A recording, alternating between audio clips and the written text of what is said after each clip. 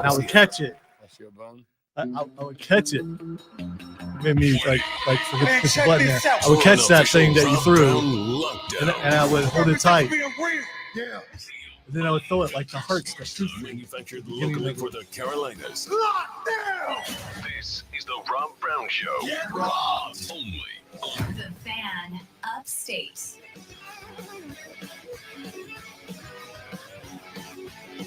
Hey, Big Daddy, how you doing? Real good, man. Welcome back, ladies and gentlemen, to the Thursday morning edition of the Rob Brown Show right here and only on The Fan Upstate. Howdy, y'all. What's happening? How's everybody? Everybody good? Everybody having just the time of your lives, I hope. I hope you're having a spectacular day. I hope at 6 o'clock in the morning you can already say my day is spectacular. I hope you're having a lovely week. And I hope you had a spectacular month of February, because once every 4 years we celebrate a leap year. Why? Yeep. We celebrate a yeep year. Why do we celebrate? Because, you've heard your whole life that the trip around the sun, 365 days, mostly true. It's closer to 365 and a quarter days. We got to have that time come off the calendar somewhere. So every 4 years, we have a February 29th. Hey, Rob, who wants to have story time with Lonzo? Story time with Lonzo. I have an uncle, my Uncle Conley. I'm going to say his name. Guess when he was born? Is he a leap year kid? He was born on leap day, which means I think I'm older than him. Yep. And he's technically like 70 something, but I think I may be older than him. I have a cousin, Christine, who is down in New Orleans. She is a leap year baby. She is, I believe, turning 7 today, despite the fact that she is a highly certified longtime RN at the largest hospital in the city. She is 7 today. Shouldn't you get 2 birthdays if you're born on leap day? No, except for every leap year. You get every 3 years, you get a quarter of a birthday. You get like 1 slice of cake, 1 scoop of ice cream, and then every 4 years you actually get to celebrate. We got any leap year kids out there? Just out of curiosity. Would you feel special? Would you feel special if you were born on leap day? I think I would. I would. I feel special, and I'm not born on a leap day. I can't imagine the obnoxiousness I would show every 4 years on the 29th when it was actually my birthday. I just noticed your hat. What a sweet hat. Look at that hat. Like that. Add a new one to the collection. Look like someone put some work into that. Yeah, man. Kevin, the boys from Moving the Chains, got some merch working. Our high school football experts. Kevin didn't design that. I think we know who designed that. 100% Jarrell did the hard work. Of course Jarrell did it. Kev just sells them, that's all. Yeah, so basically all we're going to do is listen to Van Halen and Criss Cross throughout the course of the day. There are other jump songs out there. I'm probably not going to do that because of we're like Facebook focus. What song are they playing today? What are they doing today? The Pointer Sisters. Oh. Jump for My Love. Good one. You're looking it up. Louis Prima. Yeah, I did. You keep looking at your computer. 100% okay. I did. Louis Prima. What song was that? You gotta jump and jive, and then you. Oh, okay. Yeah. All right. I remember. Jump Around House of Pain. Yeah. Yeah. Okay. Apache. Yeah. Sugar Hill Gang, man. Okay. Well, yeah. Let's see who else. Tay-Tay's got a song called "Jump Then Fall." Is there any songs with leap in them, though?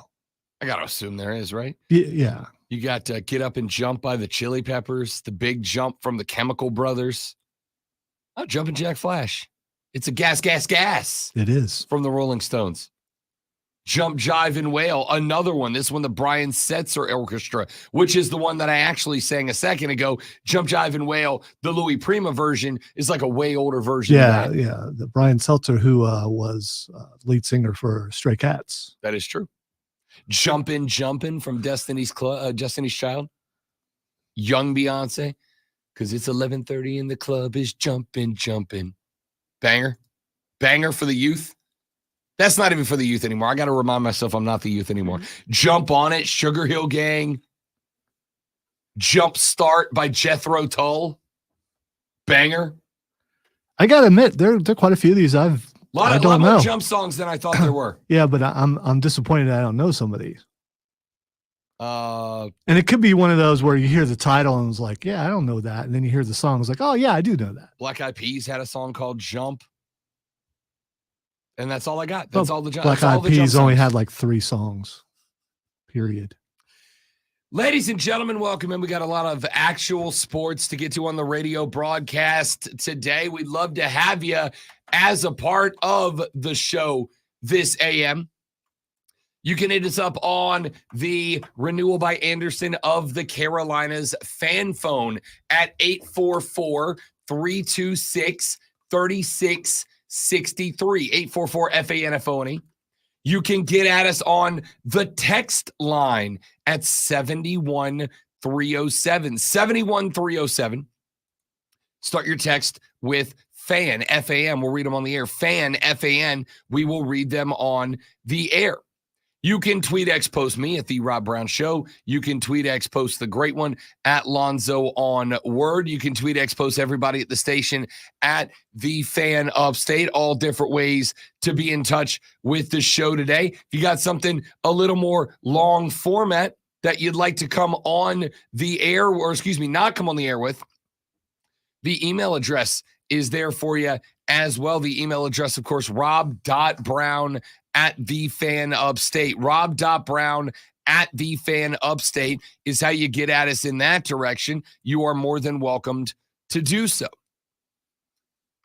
What do we want to get to today? Do we want to get to the fact that there is a ton of momentum in the direction of a 14-team playoff? But wait, because if you listen to the Rob Brown Show for any length of time, I told you that if you are a fan of not an SEC team, if you are a fan of not a Big Ten team, don't get too excited about this. Don't get too jacked up about this. Don't get excited about this, because those 2 extra spots, they're not for you. Those 2 extra spots are not for you. Those 2 extra spots are for the big dogs. Those 2 extra spots are for the Big Ten and the SEC. Those 2 extra spots are for the kings of the castle. Oh, you mean the conferences that matter? I mean, you would. But I get it. I told you that's what they're for. This isn't a shock, or at least it shouldn't be a shock to any of you wildly intelligent people who listen to the show with any regularity. This was always going to be a setup for the Big Ten and the Southeastern Conference to have more opportunity. It's all it ever was. It's all it ever was, and it's all it ever will be. As we say all the time, Lonzo and I have made it a joke. Ordinarily, this is a point where I'd say, pop quiz, Lonzo, when a decision gets made in college football, blah, blah, blah, blah. And Lonzo would look me deep in the eyes, as he does, and he would say, it's about the money, Rob. And I would say, yes, Lonzo, you're such a big, smart boy. You got it. And then we would all have some chuckles about it. But there's no need to do that here. This should be a shock to precisely and exactly nobody. You don't even have to agree with me when I make the argument that Florida State got left out last year so that Alabama wouldn't, because Alabama, of course, was going to put more money on the table for the playoffs television product than would Florida State have. To me, that's why that decision got made. You don't even have to go down that conspiracy theory tunnel with me to know, to have a knowledge that decisions in college football at that level are made, stay made based on the dollars and cents. The phrase is what makes sense, but it's spelled C-E-N-T-S. That's how these decisions get made. So when the 14-team model became a heavy discussion point towards the end of last week. I said then, if you are a fan of an ACC team, if you are a fan of a Big 12 team, if you're a fan of a Pac-12 team, you're lost, but don't get excited. I think a lot of people went, oh, good, more access. There's more access now. There is more access if you're in the SEC, if you're in the Big Ten. This is why when I have been making the argument, when I have been exaggerating the claim, though I think rightfully so, that the decision to screw FSU last year was a money move decision. It is stuff like this. It is stuff like this that makes me go, do you see it now? Do you get it now? We get a 14-team playoff model on the discussion table a week ago, and less than a week later, we start seeing reports from multiple outlets saying the discussion now, it's not even whether or not we go to 14 teams. That feels inevitable at this point.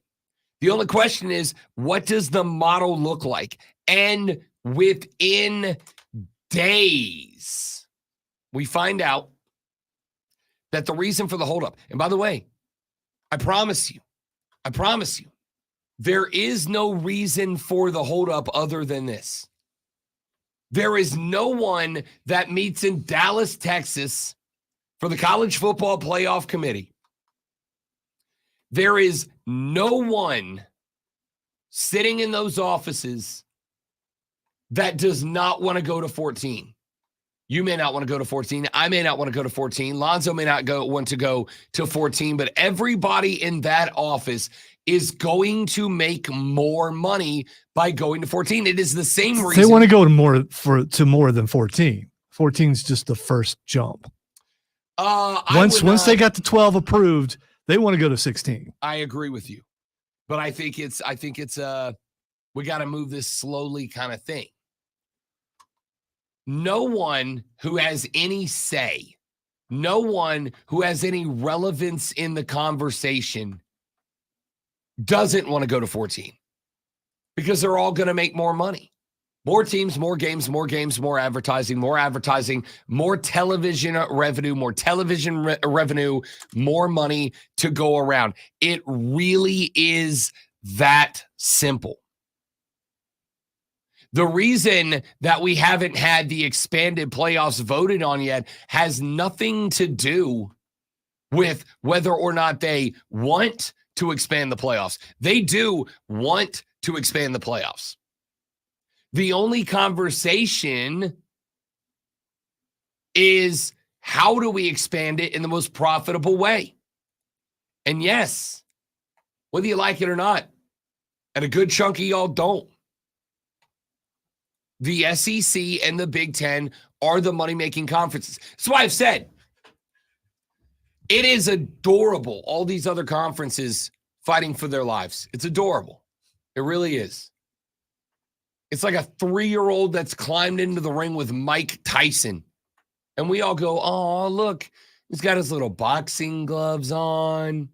He's got his little boxing shoes on. He's got his little box. Oh, he's shadow boxing. Look at him. He's adorable. And then the bell rings and Mike comes from the other side. I want to eat your children. Good night. Bingo. Bingo. That's what this is. Again, think about this. They are looking at expanding the tournament.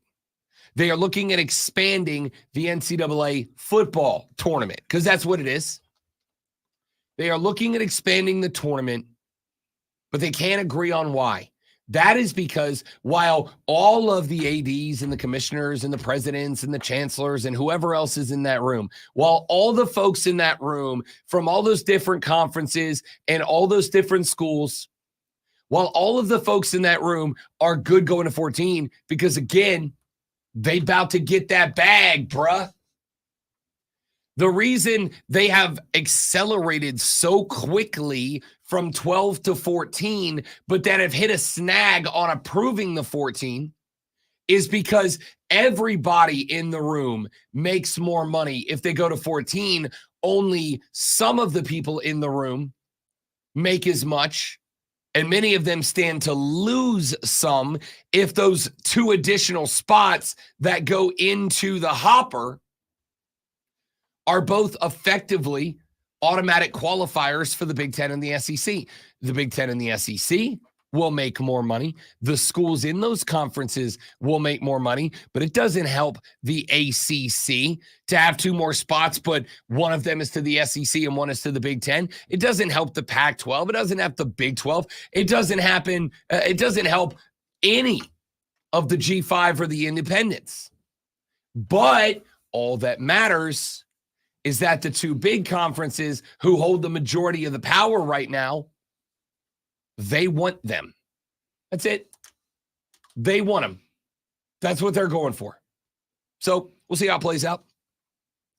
Bill Hancock yesterday said that A, the committee is expected to meet again virtually next week and advance this discussion, and B, they need their new contract now because the current contract runs for 2 seasons, 24-25.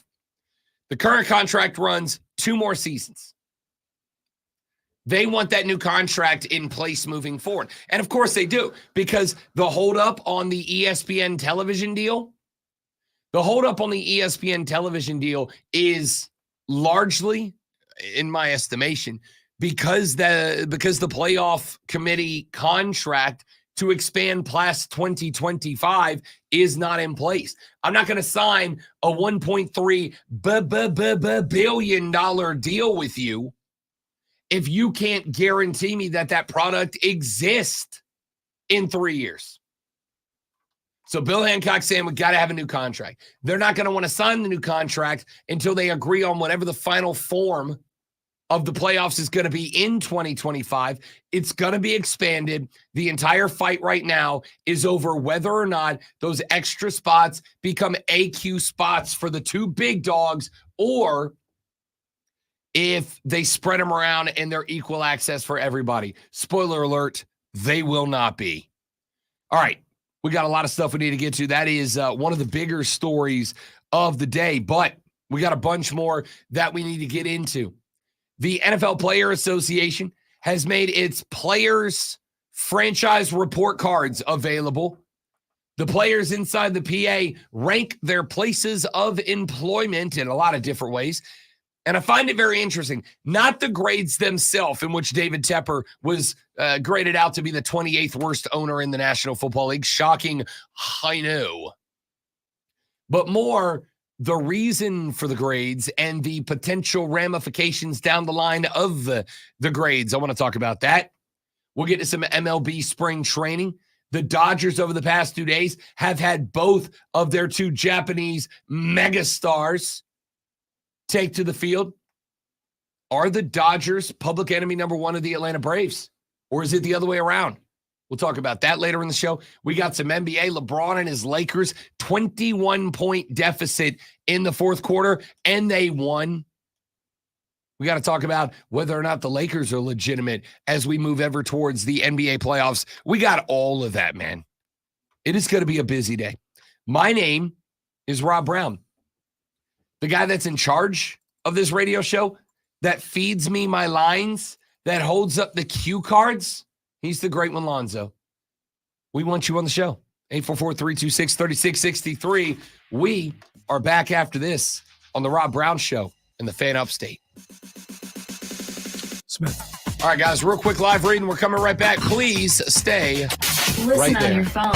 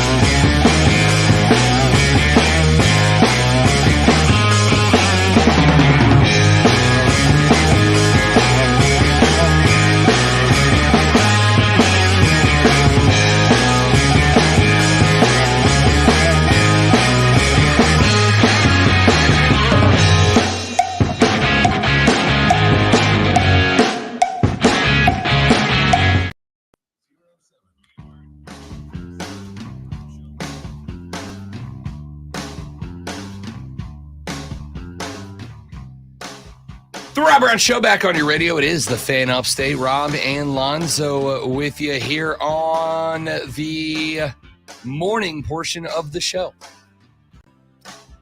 Yesterday, we found out there was a new minor league baseball team coming to Danville. Danville is in Virginia. And Danville, Virginia just got a new minor league baseball team. I am going to tell you, there is nothing that I love more than wildly named and logoed minor league baseball teams. You've got the Iron Pigs, etc.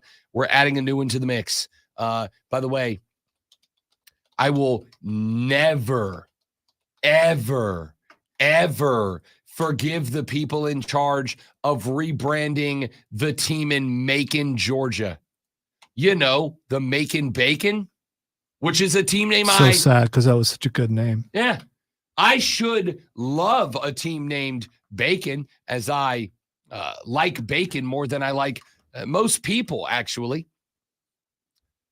I should love a team named the Bacon, but I don't, because they previously had the greatest name ever, the Macon Whoopee.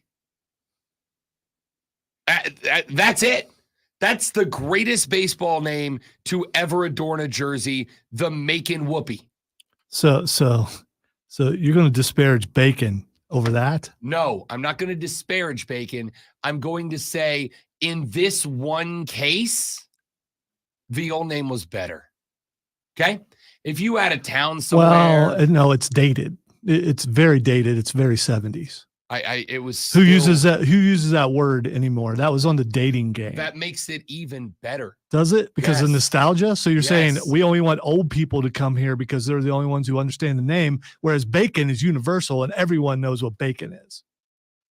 I feel like I could take any given person that is over 21 years of age, because I would never have this conversation with a minor, and say, I'm glad you clarified there. and say, what do you think Macon Whoopee means? And I feel like they'd be able to guess. I don't think it's that abstract. They'll say a whoopee cushion, I think, is No, what I don't the think thing they you would. sit on. And by the way, if you want to go old, who in the name of all that's sacred in 2024 is still whipping out whoopee cushions? I don't even know where I get a whoopee cushion.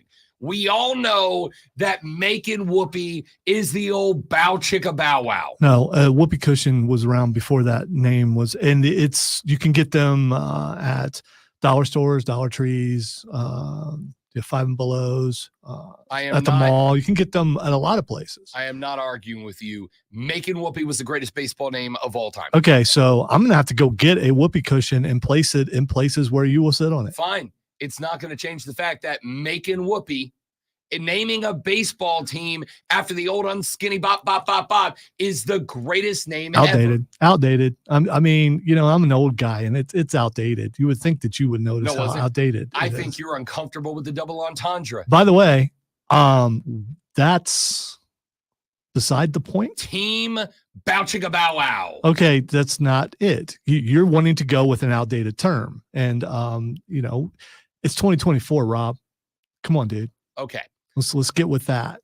All right. You're wrong. I'm right. Now, let's go to Danville, Virginia. Danville, Virginia is getting a new baseball team. Another baseball organization moving into Memorial Park in Daniel Memorial Park in Danville, Virginia. Dan Daniel and Danville? Yeah. Daniel Danville. It's a lot of Dans. None of that, as amazing as that is, none of that is as good as the name that they have decided to go with. Now, this is a college summer team. We've had at least one college summer team in this area, the old Spartan Burgers.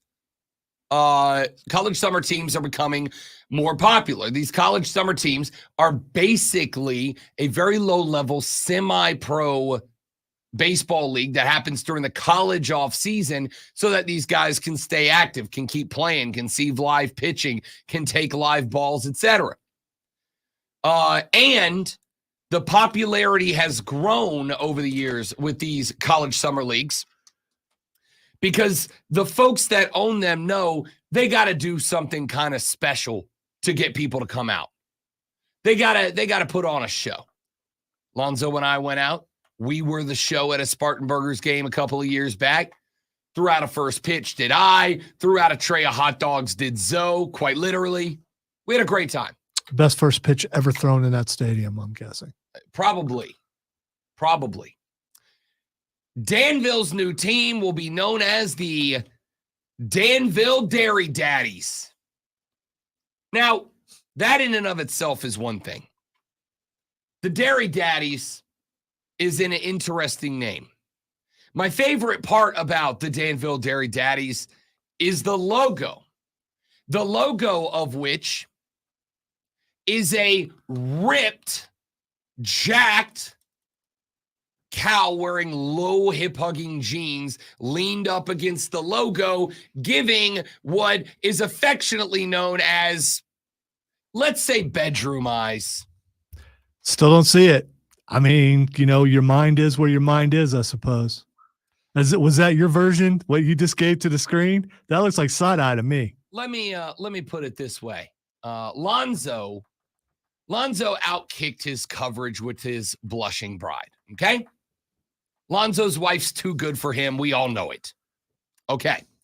Those of us who, for years out there, played the dating game, or perhaps more accurately, those of us who actively avoided the dating game but still wanted to be, making whoopee, would occasionally have interactions with members of your preferred gender. I don't believe it. It's called Tinder or Bumble or something like that. I'm sure that's what you were doing. I guess you could have those kind of eyes on those pictures, I suppose. But yes. This cow is not doing that. This the bedroom eyes. There is another term for them, but it would require the beep button. My bad. There we go. It's all good. I would. That's why I went bedroom eyes and not the. I would think that you would see beef and not like this at all. I love this logo so much. So much. In my mind now, this is beef. I love this logo so much that yesterday, as soon as I found it, went immediately to the team store to buy a hat because it's fat. First off, I love minor league baseball hats, but this is spectacular. They went with a ripped, jacked, cut cow, giving the old bedroom eyes while leaned up in lowrider jeans against the Danville Dairy Daddies logo. See, the jeans thing too. It just seems like I'm the anti everything that you're saying, but the jeans are pushed down because of the dad bod, and it's dude. He has a 6-pack. Yeah, it's the belly pushing the jeans down. They're low rider because he can't get them up over the gut. I don't know what it is that has got you so anti Dairy Daddies. I would think you'd be anti beef. I can't believe that you are so beef. I mean, look at that is beef. I have put for those of you not watching the stream, first off, what are you doing with your life? I'm glad he's a Daredevil fan, though. That's good to know. What are you talking about? I'm surprised that Disney hasn't come at them over that belt buckle because that looks exactly like the Daredevil logo. Gotcha. And that's copyright. The Danville Dairy Daddies logo is currently up on the stream at facebook.com/thefanupstate, twitter.com/thefanupstate, YouTube by searching and subscribing to the Rob Brown Show or the Fan Upstate. He's not even wearing shoes. I mean, he's a cow. He's got hoofs. He doesn't need to. He's got hoofs. They are cow shoes. Cows already have hoofs. You don't need shoes on a cow. You don't need to put a sweater on your dog. It's already got a sweater. It's fur. That's what a fur is. It's a dog sweater. All right, point taken. So, I freaking love this logo. I love this team name. Give me more, please. All right. I am a lifelong Danville Dairy Daddies fan now because of the greatness of this logo. They just leaned all the way in. They went hunk of a cow in hip hugger jeans with the you-know-what eyes. What a logo. I love baseball. This is why baseball is the best. Baseball is the best because of the Danville Dairy Daddies. What a look, man. I will say, however, give me back the making whoopee. Just give me back the making whoopee. It's the best baseball name of all time. I'm going to go see if I can find some 1970s music for you. I'm going to go see if I can find some Making Whoopee merch. I wonder if you can still buy some Making Whoopee merch. Because if you can, I'm buying it today. You look it up, probably whoopee cushions are going to show up on your feed. Got it. Found a t-shirt. Did you? 2001 Making Whoopee t-shirt. What's the logo look like? It is a bird. It's a bird. Wow. Is it an ibis? I don't know. Is it an ibis? How many people know what an ibis is? I do. But I mean, how many people know what an ibis is?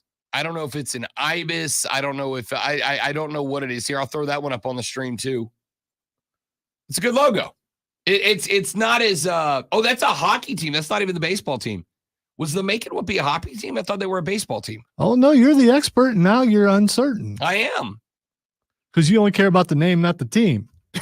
100% correct. You weren't even alive when the term was used. The Making Whoopee was a professional ice hockey team that played from 96 until 01 in the Central Hockey League located in Macon, Georgia. I swore the Making Whoopee was a baseball team. I don't care. I don't care. They're wrong for getting rid of the Making Whoopee.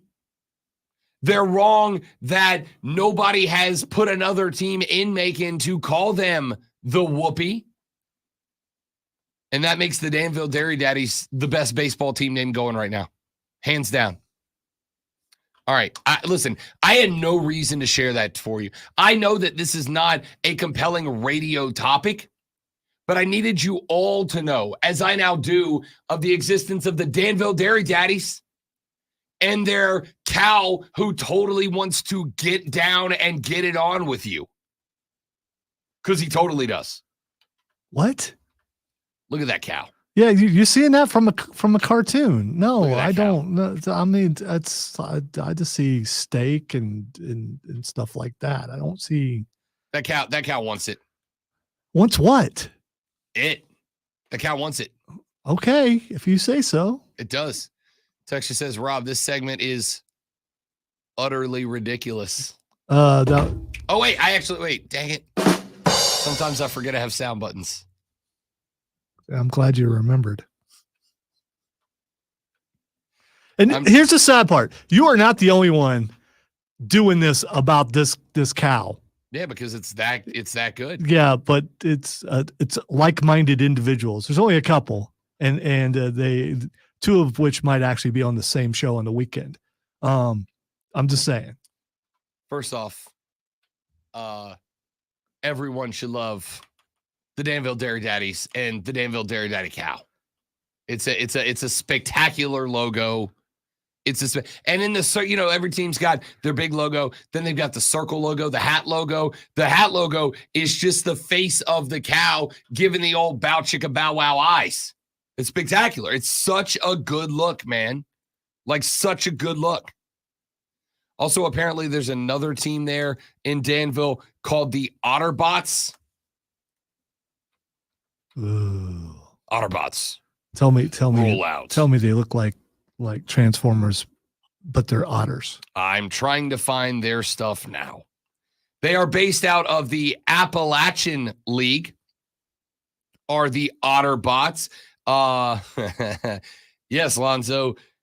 Yes.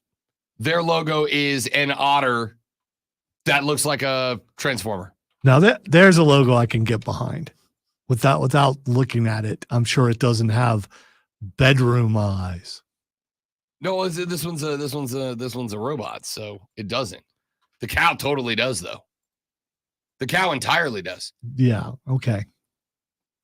Here's the Otterbots logo. Ooh, I like that. I mean that is far superior than that cow with the side eye. No, it's not. No, it's not. The Danville Dairy Daddies is spectacular. That cow's gets his butt whipped by his woman every night because he's always looking at the girl walking next to him. And I mean, if you're into that, so that cow just wants to buy you a drink and ask what you're doing later. Oh, that cow's checking out everybody but the person he's with, and that's sad that you would get behind that guy. That cow's wearing a shirt with a pineapple on it. That's upside down. That's your guy who you're hanging with, who you know is with someone, but is always trying to get with someone else, and that you have to cover for him, and you have to set him aside and go, dude, man, you got to stop doing this. Or he's not with anybody at all, and he's just a cow that knows how to lay it down. Or he's a cow who just is creepy. I mean, it could be that too. Walking around with just jeans on, looking like that. I'm buying a hat. That's it. I'm buying a hat. I might buy a hat and a shirt. I may occasionally be rocking the Danville Dairy Daddies t-shirt on the show moving forward. Big fan. All right, let's take a break and not waste y'all's time with the Danville Dairy Daddies anymore. I don't know where Danville, Virginia is. I wonder how close it is to us, because I kind of want to go to a Dairy Daddies v. Otterbots game. Let's take a break. We're back after this. I will do an actual real sports story when we come back. You just did. I don't know what you're talking. Stop making apologies. You're talking about a sports team. Is that not sports? Hello, lady. Has Ray possessed you? Go Dairy Daddies. Back after this on the Rob Brown Show in the Fan Upstate.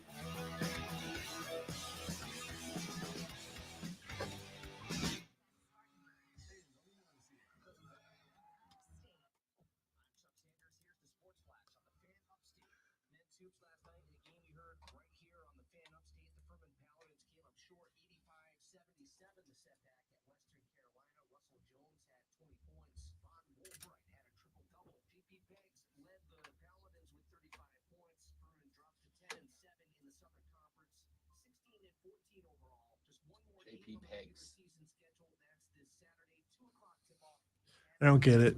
His last name is Pegues, but he called him JP Pegs. And all I hear is Ryan Reynolds making pegging jokes, courtesy of. They had trouble getting these in, and now they just got it in. And now I'm going to have to get rid of it. And what an abrupt end. That was not good anyway.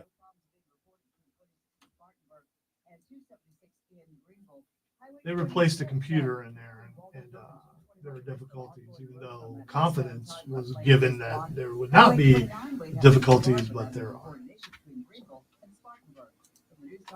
Yeah, that's 44 seconds long. Yeah, I got to kill that. You know what happens when a smart group of medical professionals get together and commit to a technology designed to relieve your aching joints? Rashad has to do the last segment of the last segment of the show today. It's all he's got available for us. Okay. So we will probably open up the 9 o'clock hour of Fight Club and do a very short segment. Let me give my manager and see what he says, but it's probably doable. Are you your manager? No, man, I got people. I just, I pretend like I'm this low level, but I thought you were the manager. I'm the voice of all. Call QC Kinetics 864-448-3772. Why did he leave? That's 864-448-3772. Stop leaving. 864-448-3772. Hi, Know where you need to go. My eyes are very important to me. My eyes connect me with everything I love. I love how my father-in-law did. He always lit up a room, but his vision dimmed with age. He had age-related macular degeneration, or AMD. And since partnering with Apellis, I've learned there's an advanced form of dry AMD called geographic atrophy, or GA. His struggle with vision loss made me want to help others know about these warning signs. For some, Tara dull or washed out. was just telling T2 that her show has been copyright flagged for German music. So you may want to verify that it was us and not her. It was. I went to the fan page. Okay. So you need to let her know that it was us, not her, because she got an email. yeah, but she shouldn't. I'm not saying she should. I'm saying she did. She's not. She's not. I understand. I'm just telling you. It could have been. It could have been a different song. No, I can't. Come on. You think both of us got tagged for a clearly very German song, coincidentally on the same day? It could be something that was used on both stations. Yes, because you know who puts a lot of the music in on both stations. That would be me. So okay. I mean, I don't know why all the anger stuff is, but it's very it's just think the thing. but now it makes sense. Just calm down. Now it makes sense. I could have gotten both stations flagged. Or could I say that Alpha got both stations because of something, and this has happened before, something in the whitelist that got flagged. So, which is not my fault.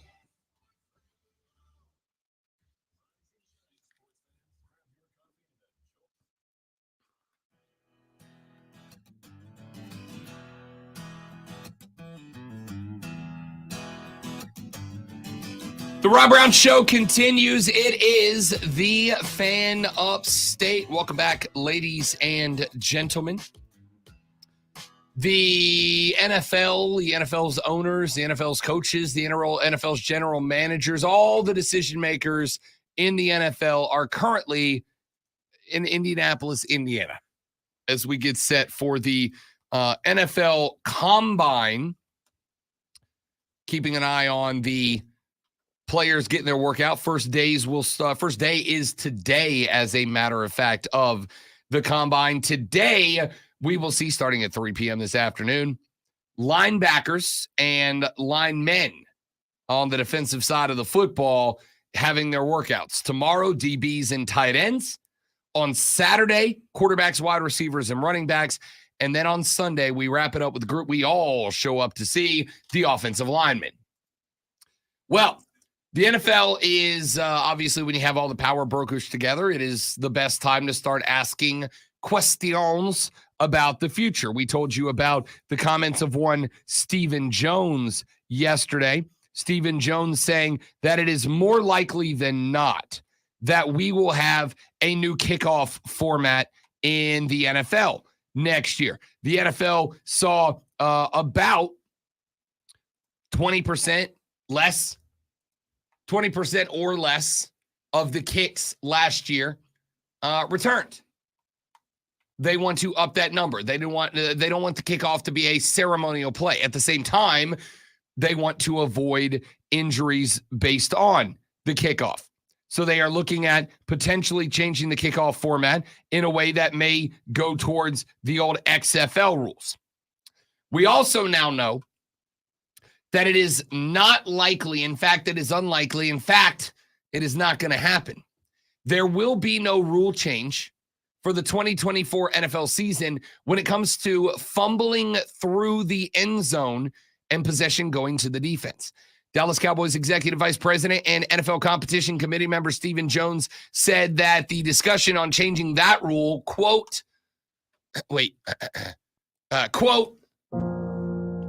died. That's unnecessarily dramatic. Ooh, I wonder if that's it.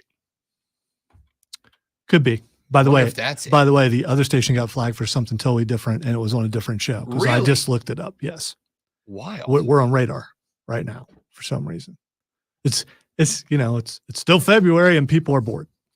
Stephen Jones said the discussion on changing that rule died. It seemed inevitable. Judy Batista, who reports for the NFL, said on Monday that the topic was discussed, but the feeling was that it's a rare occurrence and ball carriers, quote, should be more protective of the ball as they are going in for a score. Of course, one of the noticeable times it happened this season came in the AFC divisional playoff round when Kansas City Chiefs wide receiver Mecole Hardman fumbled just short of the goal line, and the Buffalo Bills were awarded possession as the ball went through the end zone. It also happened to the Minnesota Vikings. Justin Jefferson back in week 2, going into the end zone, fumbled through. The Philadelphia Eagles got possession. One reason for the lack of movement on the issue, according to CBS Sports' John Jones, is that an alternative decision has yet to be proposed. If the fumbling should not result in a loss of possession, then what should happen? And the report is that that question was not answered. That should come as a shock to none of you because I said that during the season this year. When this happened, And the conversation really picked up after the AFC divisional round game, after the Mecole Hardman fumble. The Chiefs obviously would come back to win that football game. But after that happened, you started seeing predominantly a bunch of offensive or former offensive players that were out there on social media saying, oh, this is not fair. If you fumbled the ball out of bounds anywhere else on the field, the ball stays with the offense. Why does it not stay with the offense here? And I had two reactions. The first reaction was, okay, let's say you're right. Let's say I agree with you, which I don't. But let's say that just inherently the ball should stay with the offense. How do we handle that? Do they get the ball back on the 1? Do they have to take it? It's still your ball, but you're back all the way to the 20-yard line. How do we handle that? And there was far from consensus on that issue. I heard all of those solutions and more. Move it back to the 25, move it back to the 10. It's on the 10, but it's a loss of down. Whatever solution. Nobody ever came forward with one that really gained momentum. And while I do not think, I've made this many, many times known on this show, I do not think that you need to propose a solution in order to point out that something is wrong. As I have said many times, you don't need to be a Michelin star chef to point out that the steak is burnt when they bring it to the table. If I order a steak and it comes out burnt, I'm not going to get told, well, then you have to go in the back and cook it correctly. Show us the solution. No, there's a problem. It's your job to fix it, not mine. So the fact that you can complain that something is wrong, that's all well and good. But what I can tell you is that you have to, in this case, you've got to have a solution that gets everybody on board, right? If I'm at that same restaurant, I order a steak, that steak comes out burnt, and I say to the waiter, hey, I asked for medium rare, and anything above medium is burnt, but I asked for medium rare, please fix it. I am not telling this person that so that we can engage in a conversation about how we got here. I'm not saying that so that the waiter goes, all right, you've proposed a problem. Now you must propose a solution. Are you going in the back to fix it? None of that is good enough. I'm asking for your solution. And in this case, the solution is what? We'll cook it again. In this case, the solution is we'll get you a fresh steak. We'll get you a steak that is prepared the way that you asked. And that is a solution that I, as the paying customer and consumer of quality steak, am going to be on board with. That is a solution that theoretically the restaurant should be on board with, right? They get the opportunity to fix it, to make me happy, and to still get paid for that steak, as opposed to wasting one. If you are going to make this as a complaint, which I'm happy to listen, but in this case, you've got to come up with a solution that makes everybody happy. And I don't think that is a possibility here. If you fumble into the end zone, there should be a cost associated with it. If you fumble into the end zone, there should be something more to it than just, oh, that's all right. It happens. You get it back. Because the end zone is a special part of the field. As Gunther, friend of the show and longest reigning intercontinental champion of all time, might say, the end zone is sacred. You play differently in and around the end zone than you do anywhere else on the field. It is the most important part of the field. And because it is the most important part of the field, it should kind of have its own special treatment. There are things within the rule book that you can't do in the end zone that you can do anywhere else, and vice versa. Fumbling through the end zone means you made it to the most sacred part of the football field, and then You disrespected it with your lack of ball security. There should be a punishment for it. And the punishment in this case is if you can't recover that fumble, it just goes to the other team. Do you have a problem with that, Zoe? I guess it's just always been that way for as long as I can remember. So when this whole thing came up, I'm like, why is it a problem now? Yeah, I don't have a problem with it because I don't recall when that wasn't the rule. And so they've known that forever. Don't fumble the ball down there. I mean, hang on to it. That's just all the teams you taught it from Pee Wee on up. So I mean, it's not like this was a new rule they put in like a year ago. It's been there, and it's shown up a couple of times in really big games, and that's put the focus on it. Yeah, I think that's it for me. And listen, you guys know I'm not that's the way it's always been. That's the way it was back when I played ball. I don't know why Jimmy Stewart's a football player. Yeah, much like Whoopi, the audience has no idea who Jimmy Stewart is. So, I mean, I'm just saying. Clarence. I mean, you're away from 40 and now you're acting like he's 75. I mean, these references. I mean, come on. Yeah, well, it's because I effortlessly work pop culture references into the show. That's what I do. Yeah. Okay. All right. I don't think Jimmy Stewart has been a pop culture reference. It quite when he was a reference, pop culture was not a term. I am not this is the way it's always been guy. I'm not this is how it should be because this is how it was back in the day for me guy.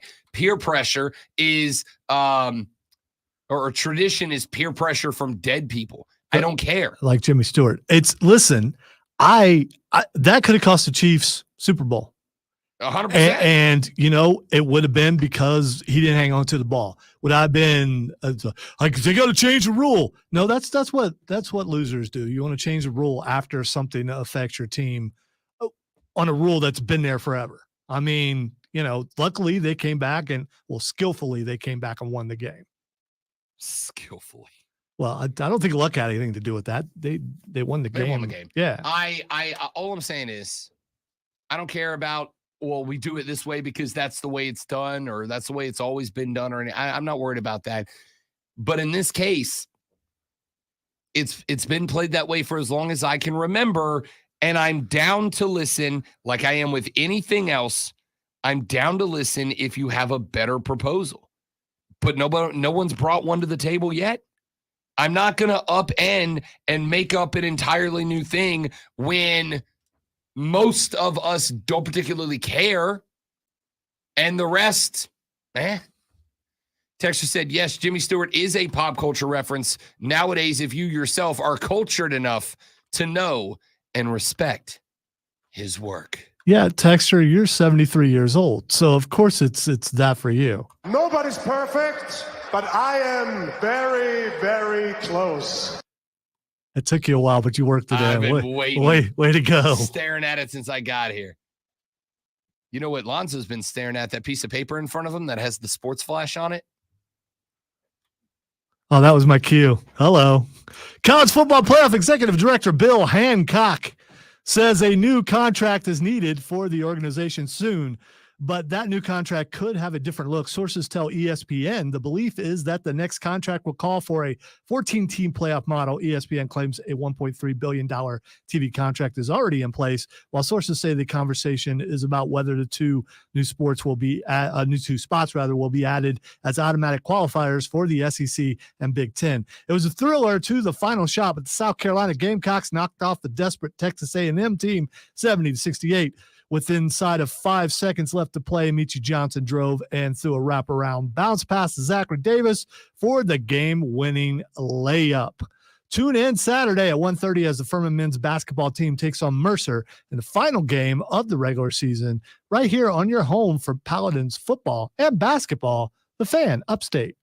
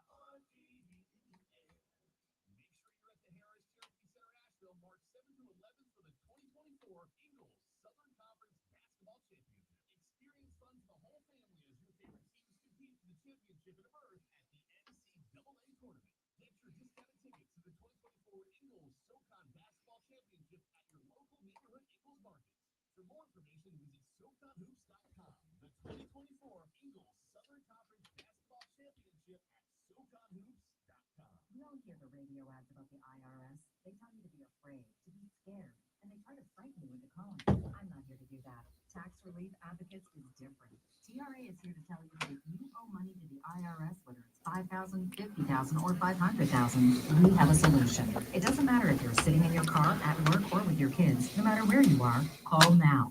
800-575-6986. Don't lose hope. TRA can eliminate or reduce what you owe to the IRS. There is zero risk to you. If we can't reduce your tax debt, then you pay nothing. Our passion is taxes and helping individuals fix their IRS problems. We have a 5-star rating on Google and Yelp and an A+ with the Better Business Bureau. You don't need to be afraid of the IRS any longer. End your tax nightmare today. TRA.com or call 800-575-6986. That's 800-575-6986. Tax Relief Advocates. And I hope you had a spectacular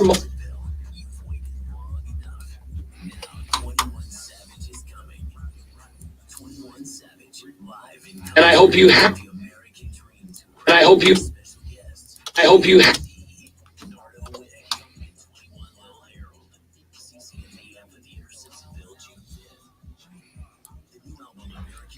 After further research on the flag. Yeah, they actually give the times when they're done. So ours was at 1:86.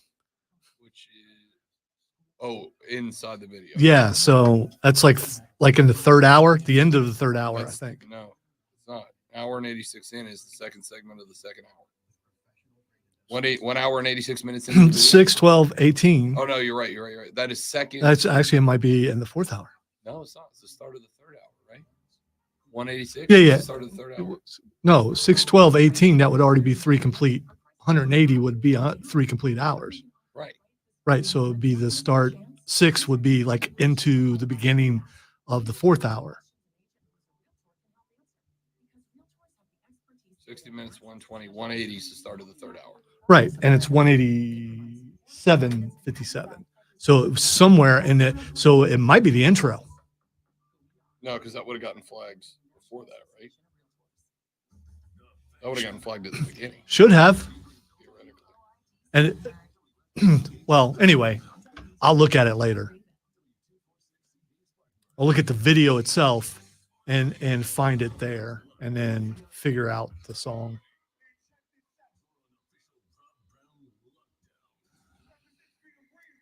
You know what?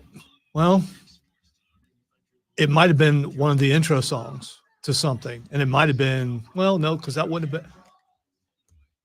Time to think about it later. That's it. Yeah.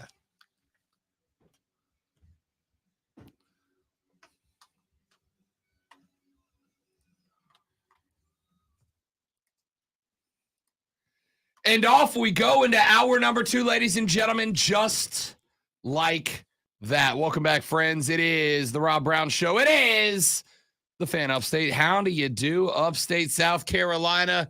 Hello, America. I'm talking to America here. Good morning, world. What's shaking? How's everybody? Hope that you are well. Hope that you're just living your best life so far this Thursday. A brief programming note for you. Rashad Beard joins us on Thursdays to talk Panther football. He will do the same again today, but it will be at a different time. We're kind of having to scramble up a little bit the last hour of the radio broadcast. Rashad's got a meeting, I'm assuming, with his CIA handlers cannot join us until 8:30. So the final hour of the show going to be a little bit different than normal. We will open the final hour of the show with Fight Club. We will have a very brief middle segment where we will finish up your text, take your phone calls, etc. And then we will wrap the hour up and wrap the show up with Rashad Beard. We will conclude the show with Rashad this morning. So for those of you that tune in the next hour looking for Rashad, you will have to check back in at about 9:30 when he joins us on the radio broadcast this AM. But it is, ladies and gentlemen, just an hour, actually less than an hour away from that point in time where you have to get clocked in, from that moment where you have to get ready for work, from that moment where you have to, respond to email. Ugh. I did this thing yesterday where I had two thoughts in the same day, Lonzo. One of them, as I was having a phone conversation, was, and I'm assuming the person who I was having the conversation with doesn't listen to the show, because one of them I had was, this could have been an email. And while I was on that phone call, my phone ding in my ear to signal that I have an email. And my response was, ugh, an email. Same 5-minute stretch. I went from this phone call should have been an email to I don't want an email. So you got to clock into work and live that life. But you're going to do that for a few minutes. And then it's going to be time to take a break. And when it's time to take a break, you're going to walk down the hallway. You're going to saddle up by the water cooler. Your coworkers are also going to find an excuse to sneak away from doing their job. They're going to meet you there. Y'all are going to talk about sports. And in order to talk about sports, you, friends, are going to need this.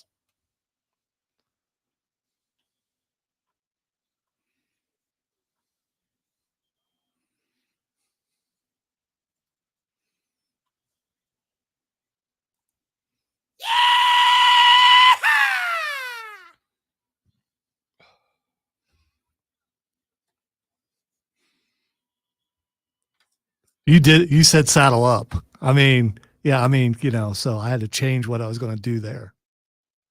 Yeehaw. Saddle up.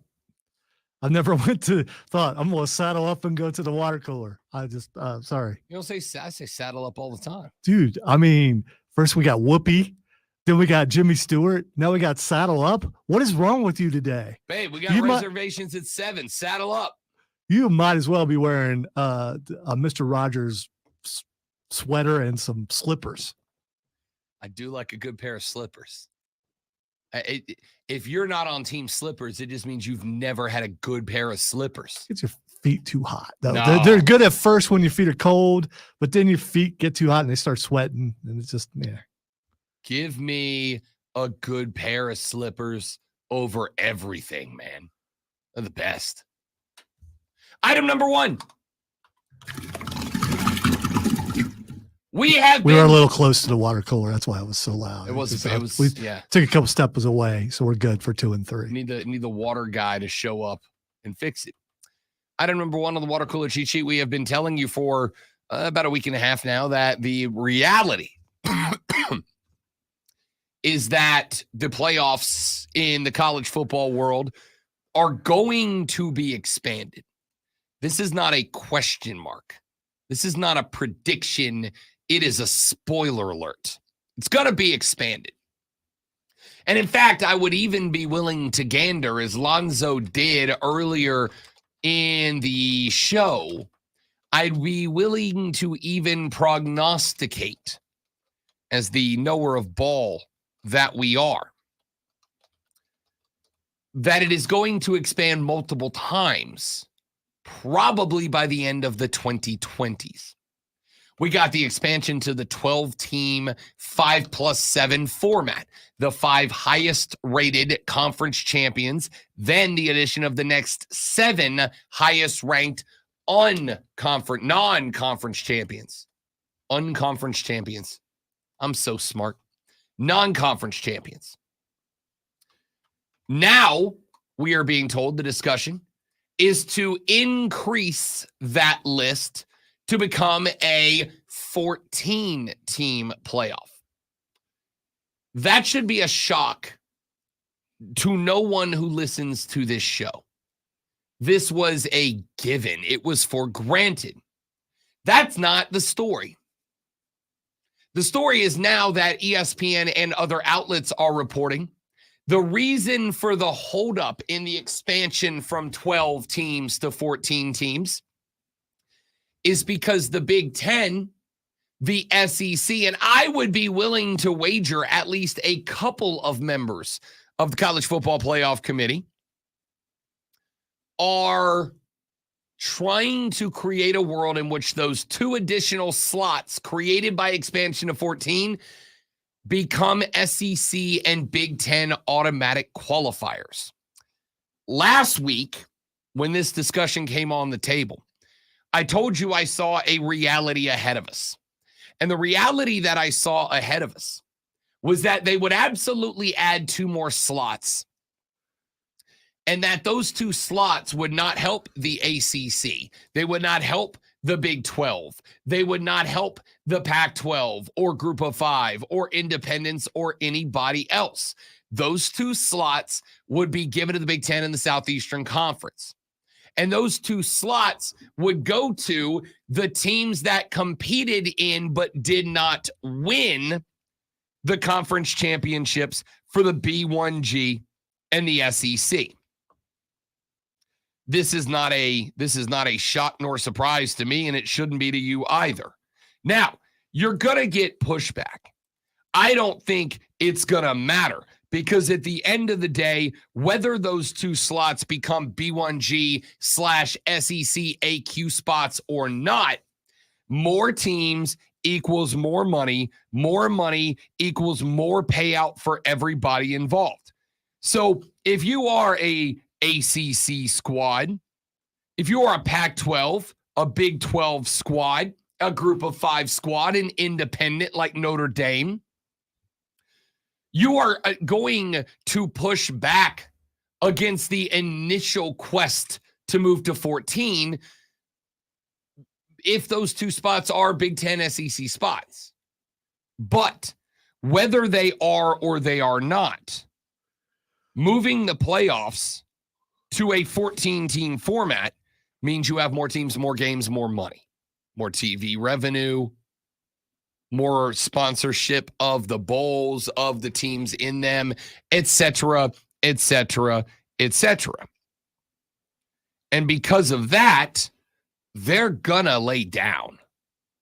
They're going to lay down. The B1G and the SEC ain't dumb. They understand that because of what they have become over the couple of years gone by in conference expansion, they hold the cards. They hold the cards because of the money. They hold the cards because the same people that are going to be bidding on the television contracts for the college football playoffs, they are the same companies that already have the broadcasting rights for those 2 conferences. That means that in this quest, they are allies. They are party members, if you will. So all the B1G and the SEC have to do is nothing at all.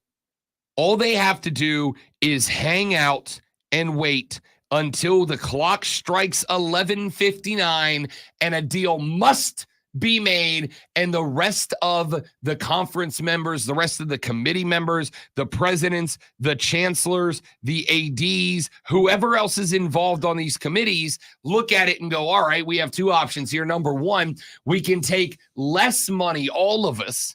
We can all take less money.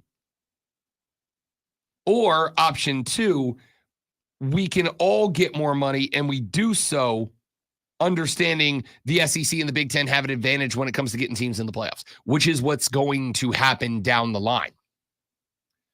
Lonzo, you have heard the expression, the golden rule. And when you are growing up, your parents will tell you that the golden rule is treat others as you would have them treat you. But that is not the golden rule.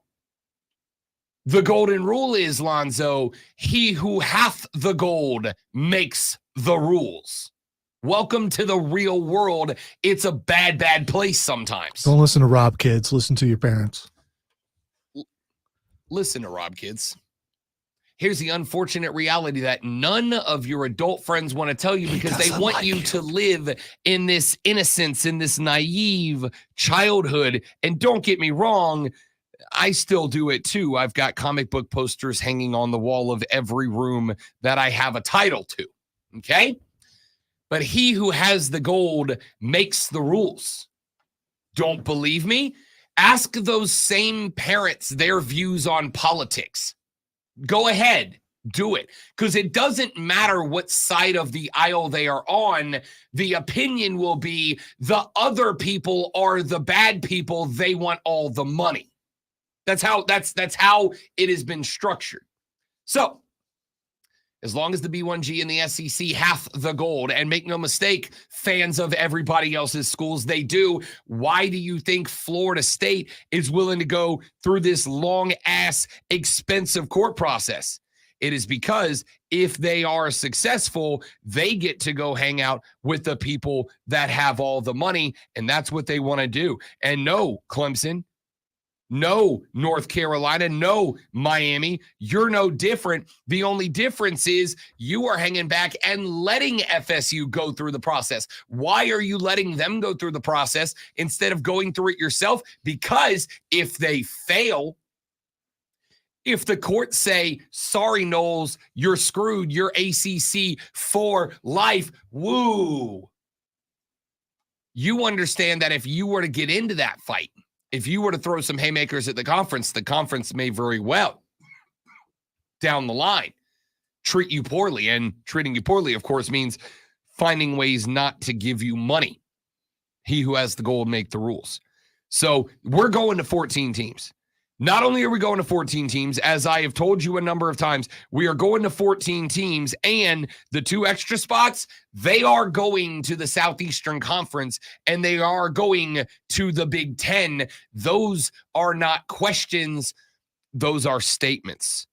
You may go ahead and book it. And if I am wrong, I will eat the crow. Here's the thing. I'm not wrong. Item number 2. Caitlin Clark is very good at basketball. You may know that because she's on TV all the time. Another record lined up, another record knocked down. 14,625 packed into Williams Arena yesterday, an arena that is not in Iowa City, Iowa, an arena. Sorry. Wait, I went full Wade Barrett right there. My loins have been tingling. Bianca. An arena. I don't know why I turned British for a minute. An arena that is notably in Minneapolis, Minnesota. The Hawkeye fans traveled en masse up to Minnesota to watch Caitlin Clark. Why? Because going into that game, she needed 32 points in order to knock down the record that had been held by Kansas Jayhawks legend Lynette Woodard since 1981.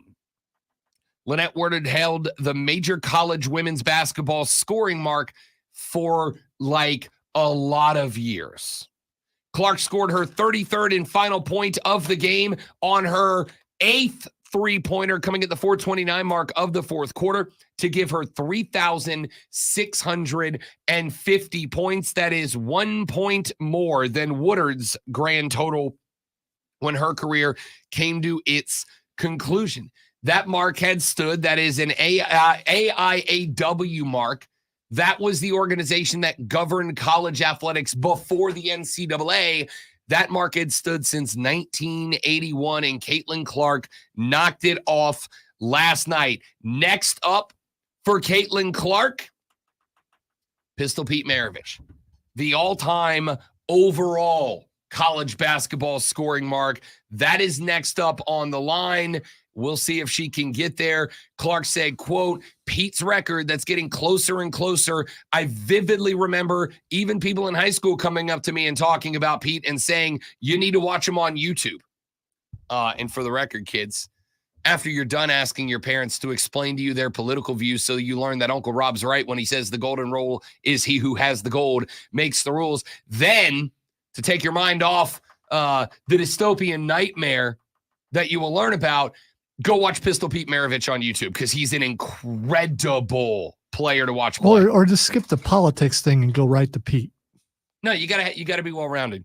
You gotta, on one hand, understand the nightmare we're all living through, and on the other hand, watch Pistol Pete Maravich. These are good things. Develop your own opinion of what politics you're going to have. Don't be influenced by, your parents there. Oh, I agree. I'm just saying that was less about the politics and more about learning that the golden rule is not treat others how you, that is a real good rule, and I still advise you to live by it. I'm just saying. I was going to say because you're disparaging a rule that you should live by. No, I'm not saying you shouldn't live by it. I'm just saying please recognize that that's not how the world works. Item number 3. The world does work that way. If you don't believe me, go down the hall and treat the boss the way. I'm sorry. Otherwise, why does the boss have the power? Because he signs my paycheck. Yes, I don't know why you're getting angry. I'm not getting angry. I'm just saying. Both can apply, but I'm just saying, if you don't want to treat others the way you are treated, go down and be mean to the boss and see what happens. Both of those things can be true simultaneously. That's what I just said. They are. Okay. But for the record, I've worked for a lot of bosses that I would love to tell them, but I couldn't. No, not this current one. No, not this one. Yeah. Not any of them. Item number 3 on the water cooler cheat sheet. Speaking of he who hath the gold, hath the rules. Caleb Williams hath the gold. Reported yesterday that the 2022 Heisman Trophy winner was potentially making NFL level money over his final 2 seasons at USC. According to The Athletic, the valuation of Caleb Williams' NIL deals during his time at the University of Southern California checked into the tune of $10 million. If that number is accurate, and it's very plausible that it is, Williams was likely the highest compensated player in college football over the past 2 seasons. The Athletic said, quote, between NIL money and endorsements, Caleb made millions in his final 2 seasons at USC, with multiple sources putting the number around $10 million. A source close to USC said, quote, it wasn't like having a college quarterback on your roster. It was like having an NFL starting quarterback on your roster. Caleb Williams, of course, one of the most marketable players in college football after he left Oklahoma to head to USC. He was on the front page of every magazine. He was on the lead article of every newspaper. He was the opening segment of every sports television show after he took over for Spencer Rattler in 2021, after he followed Lincoln Riley out to LA. And oh, by the way, being the quarterback of the most popular team in the media center of the United States of America doesn't hurt you any. Doesn't hurt you at all. Caleb Williams, a fantastic college football quarterback. Lots of questions about mentality, lots of questions about his ability to survive in the landscape of the NFL. All warranted, all justified concerns. I have them myself. But at the college level, he was marketable and he got paid like it. Yahoo Sports ends their article about it by saying, quote, the Williams total compensation in 2022 and 23 is certainly an outlier amongst college players. It's proof that football players can sufficiently capitalize on their value after decades of not being able to retain their own image rights. If Williams made $5 million or so in 2023, his compensation for the year wasn't far off from the 2023 cap hit of number 1 overall pick Bryce Young.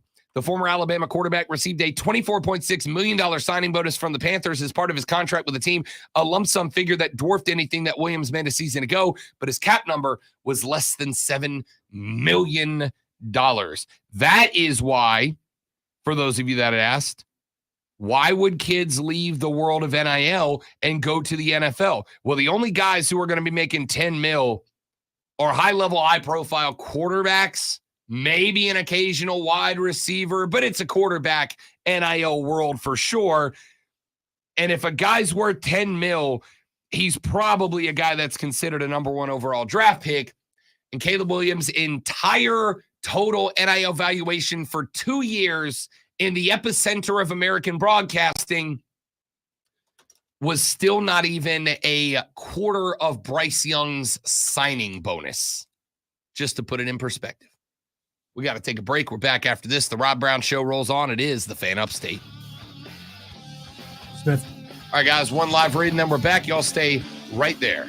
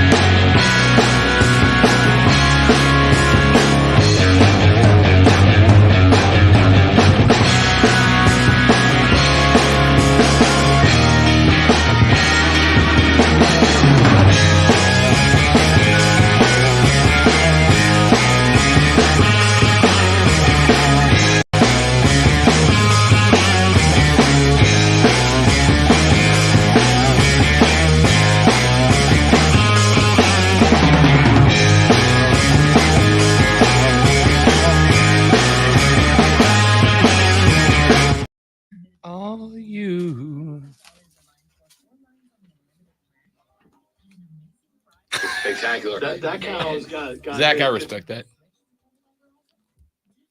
I'm making apologies. So you're talking about Caitlin Clark will definitely make more money at Iowa than she will in the WNBA. That's a guarantee.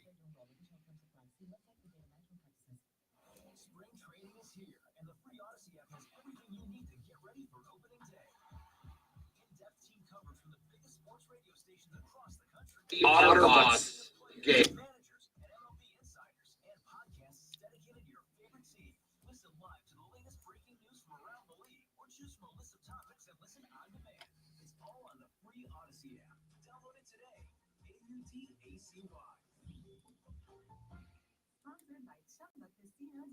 With over 100 online casino-style games, Chumba Casino is your go-to destination for non-stop entertainment. Play for fun and play for free at ChumbaCasino.com.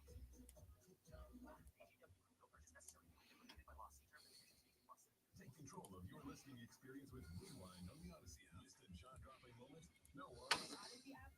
With Rewind, you can relive big moments from Mark Ryan, Rob Brown, Jim Rome, and more. Don't miss a beat. Just hit Rewind with the Odyssey app on the Fan Upstate. Listen on the Odyssey app. Search the Fan Upstate.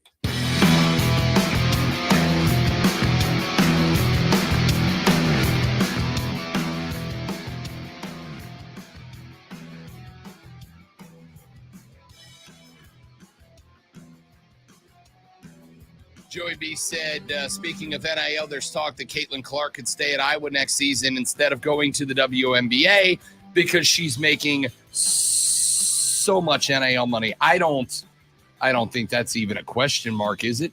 Well, in the beginning, we that's all talked but a about guarantee. how what a positive NIL could be on the college game, causing players to stay in school, 100%. and it might be the thing that fixes college basketball.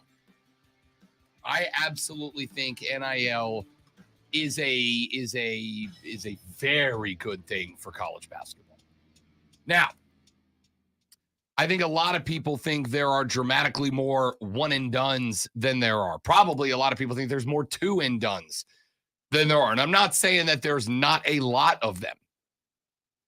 But there's not there's not a college basketball ruining number of them. I'll tell you, I think you probably have more intrigue in the world of international NBA draftees like Victor Wembanyama than you do guys that are leaving college basketball and running that game. But I'll say this. I think that the women's game will be benefited more than anything on the men's side. I think the women's game, there will be a massive influence on the women's game that frankly isn't going to be there, at least not as much on the men's side, right? And when I pulled up that list the other day and sent it to you, there were quite a few women on that list. I think there's also a perception that the guys are making all the money, and they're making a lot, but the girls out there are making some cash too. For sure.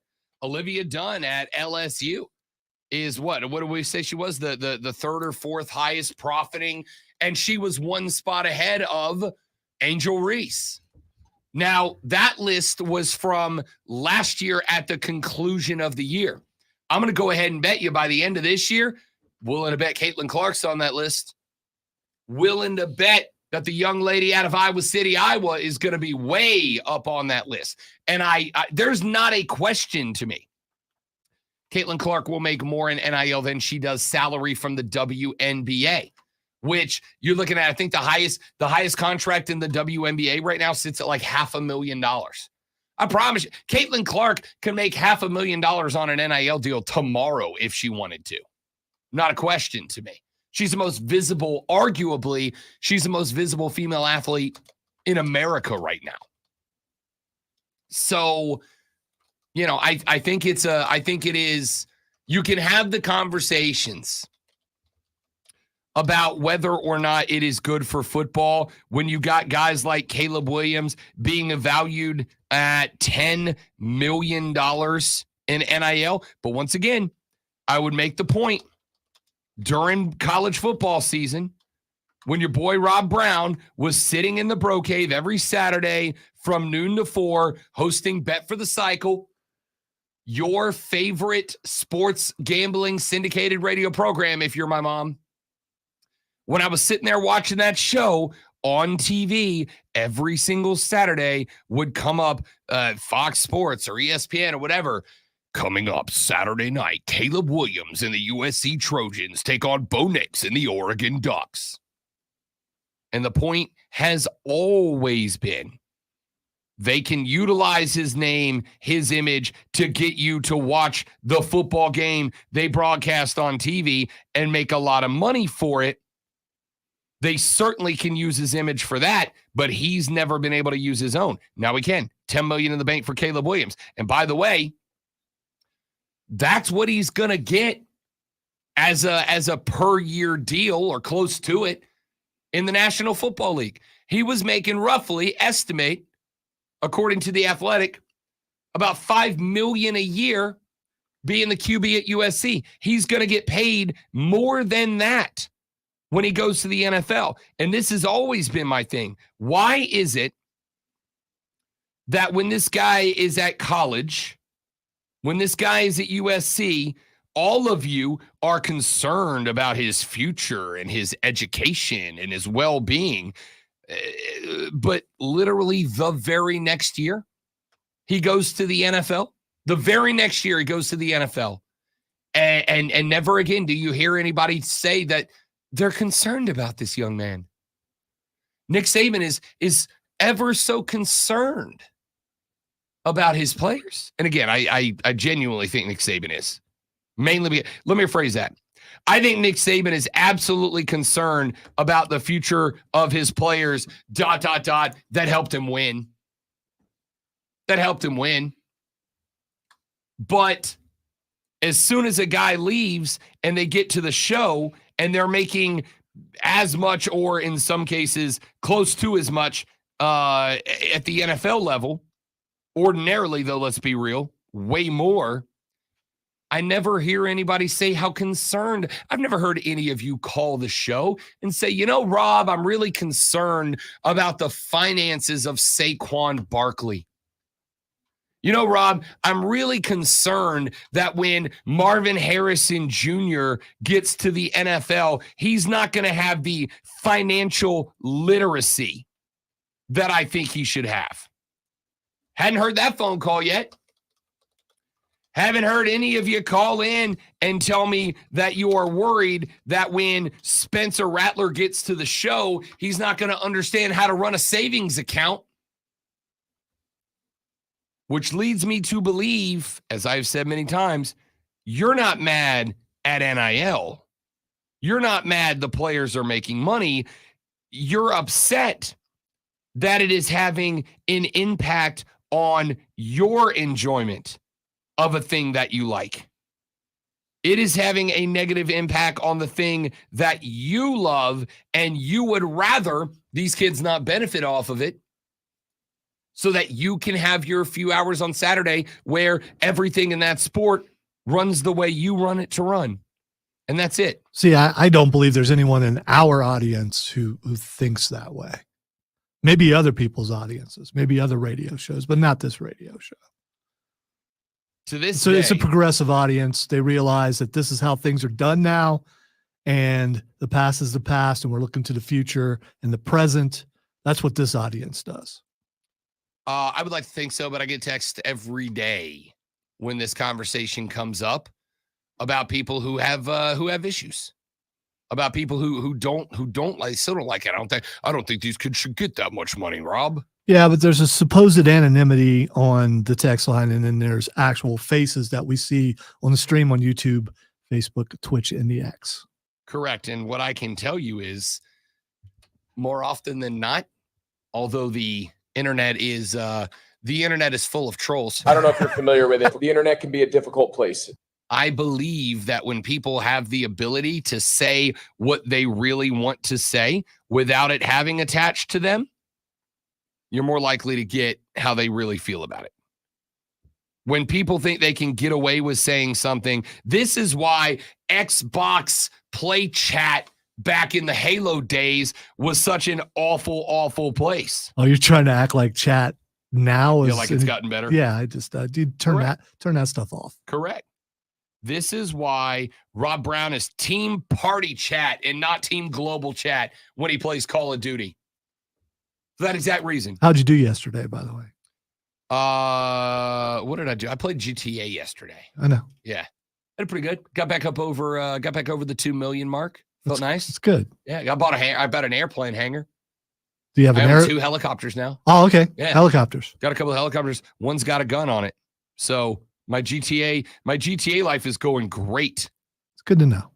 Now, if I could put that same effort into doing things in real life that could help me afford a real life helicopter, that'd be awesome. Come on, you got 37 jobs, and why would you want to fly a helicopter when your feet could be planted firmly on the ground? Because they're fun and they get you places faster.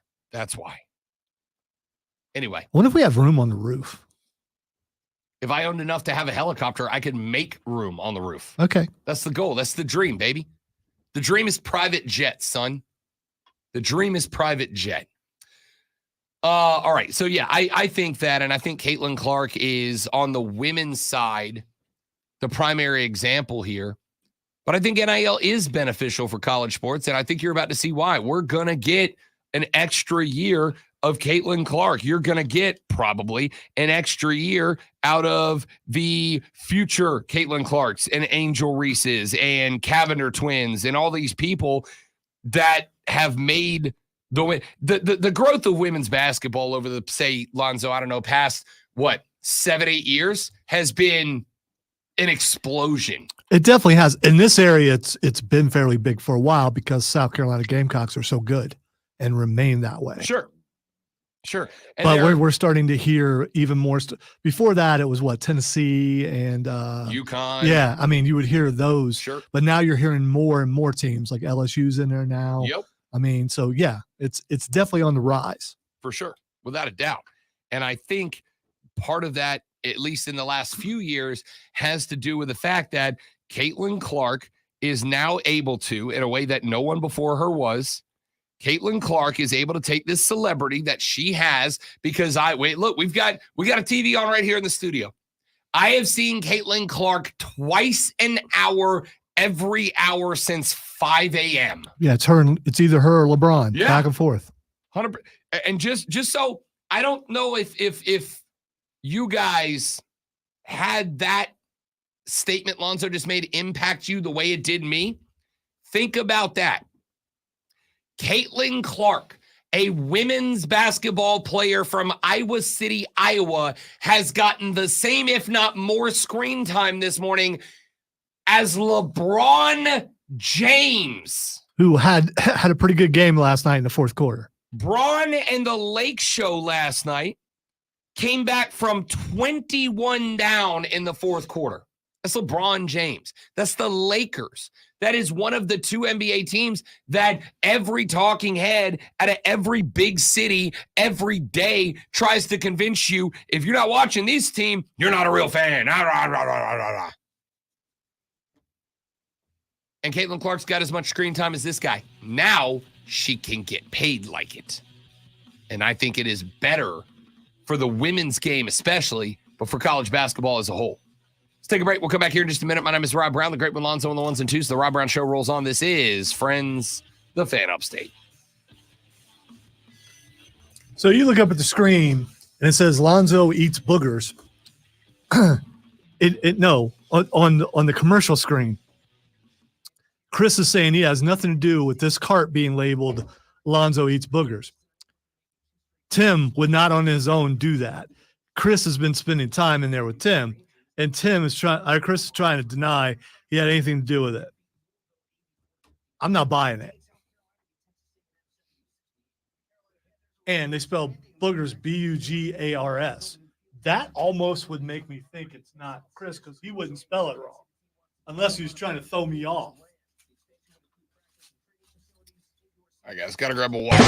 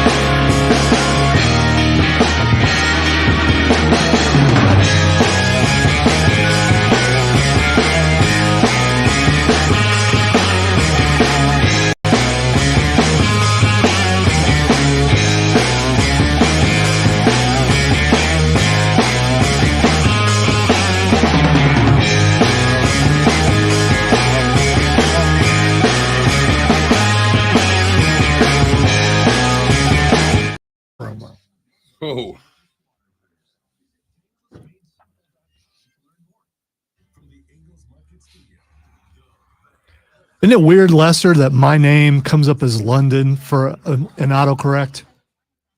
London. The first time someone called me London, I'm like, why are they calling me that? And then I've seen it happen a couple of times. So.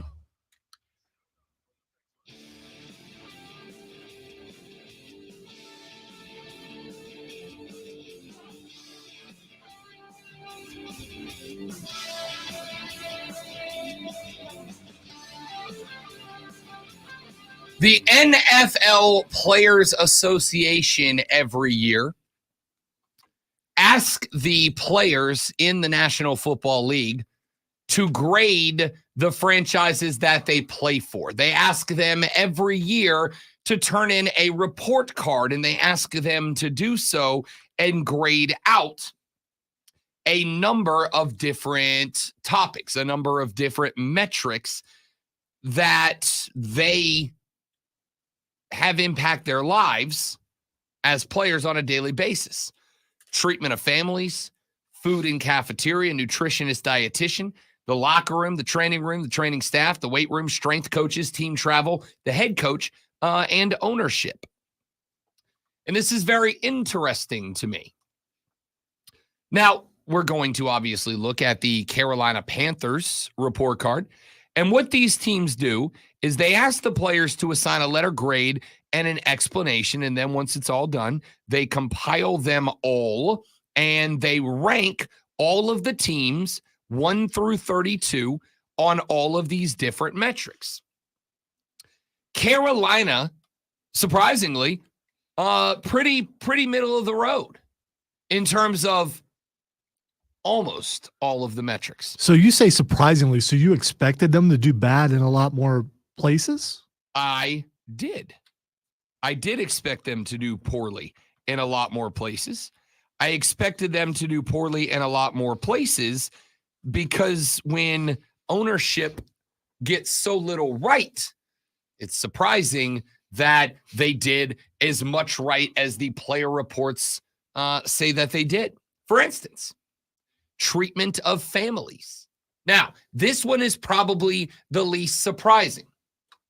Most folks that are connected to the program will tell you that historically, the Carolina Panthers, as much if not more than any other team in the National Football League, go out of their way to make sure that Carolina Panther legends are treated as such. That is why when you go to Panthers games, almost always, one of the things that you will see is former players out on the field pounding the drum. You will see them up in the boxes. You will see them asked to give input to the team. So not a big shock. They're ranked 7th in treatment of families. Food cafeteria, 13th. Nutritionist, dietitian, 6th. Locker room and training room, 18th. Got a C+ in both. Training staff, A-, 3rd in the league. Isn't that the weirdest thing on there is the food in the cafeteria? Don't you think that's odd in the entire list, the food on the food in the cafeteria? It's not, and I'll tell you why. We have talked many times about how NFL players are bigger, faster, stronger than they ever have been before. Anybody who has ever tried to lose weight, gain muscle, anybody who's got any sort of knowledge in that will tell you your diet is the most important thing. Regardless of what body transformation you're trying to go through, you can't, as the old expression goes, you can't outrun a poor diet. You can exercise for hours every single stinking day of your life. If you're eating like crap, wow, that's on you a will look personal like crap. When you said stinking, it's on a real personal one. Look at me, all right? It is what it is. Yes, I'm talking about me. So, no, that is wildly important to players that you are provided. In fact, one of the things in the past, I want to say it was the Chargers, and we'll talk about them in a little while too. I want to say it was the Chargers a number of years ago. They failed this report, and they were towards the bottom of the list. And one of the big reasons that they were towards the bottom of the list, great one, was because not only did they have poor nutrition, food, cafeteria work, they were charging their players for their meals. So basically, we're going to pay you $1 million a year, but we're going to give you $980,000 because we're keeping 20 out to feed you all the time. It's a major part of being a great football player. Carolina got an A for strength coaches, B- for team travel, 11th in the league. The two metrics that I'm most intrigued by, however, were head coach, where the Carolina Panthers got A-, but were ranked 16th in the league. What? Well, what? Right. A- for head coach? First off, which one? Right. Exactly. First off, my question was, all right, like how I feel like this one should have been an NA, not an A-. Should have been an NA-. Doesn't that sort of thing make you think that their entire grades period are bogus? No, I think likely what this was probably like they went through and checked C on every answer. No, I think how this probably lined up with the players less talking about a specific head coach and more talking about the head coaches, the process the team went through to get them, the handling of the office, the handling of the personnel in the office. This was less about Chris Tabor or Frank Reich or Matt Rule or Dave Canellis and more about the Panthers have been real bad about hiring, firing, and frankly, in some cases, disrespecting head coaches over the years. So this probably says more about the franchise, which is interesting because the one metric that Carolina got below a C, they got a D and ranked 28th in the league for ownership. Shocking. How are these tests taken? And are the owners privy to the results before they come out? These are taken anonymously via the NFL Players Association. They ask the players in the league to effectively fill out their individual report cards anonymously. Then they compile them and they issue a grade and a ranking for each. But the results are made public, which means the owner can look and go, okay, they're not happy with me, so I'm getting rid of this guy. I'm getting rid of this. Not saying he will, but you could definitely be vindictive and go, I'm the best owner here. But I'm going to have an entirely new team next year. You could, but you're missing the more important angle. The more important angle is this. Who needs the other party as much as owners are needed by players? Owners need players too. And see, there's a lot every single year. There's a big pool of free agents out there. Talented free agents that can make or break your football team. And if these free agents suddenly have a report card that tells them that, hey, you can get some pretty good meals in Charlotte, but the ownership is bleep. Now, all of a sudden, as a free agent, if I get two offers and one's from Carolina and one's from Baltimore, who got a higher grade out for their ownership and their team management, I'm likely more inclined to go sign for them. I guess I'm skeptical about players looking at this and not being a factor into where they go. I think it's more word of mouth, calling someone on the team, that sort of thing. I think that's probably part of it too. But I think that when you put it out this way, here's the point of this. By the way, David Tepper deserves a worse grade than what he got. I'm not saying that. I just don't know that this list really factors into where someone goes. It would be Rob's golden rule that factors into where someone goes. Right, but here's the thing. Part of the process of tipping that scale back in favor of the other direction is you have to have communication and cooperation between the labor. This is why there is such a big debate over unions. Unions are set up to organize to increase communication and cooperation between the labor so that if the ownership, those with the gold, start changing and making bad rules, there's a way to fight back. That is why the people who are anti-unions, more often than not, are the management and the ownership of the businesses that the unions are forming in. The purpose of this exercise for the National Football League is to put the owners on display so that the folks signing the contracts can start make decisions based off of that. This is players taking control of the league, and I don't know. I just find it a very interesting exercise. Another interesting exercise is Lonzo going through this sports flash flawlessly. A very interesting monster. It was a thrower to the final shot, but the South Carolina Gamecocks knocked off a desperate Texas A&M team 70-68. With inside of 5 seconds left to play, Michi Johnson drove and threw a wraparound bounce pass Zachary Davis for the game-winning layup.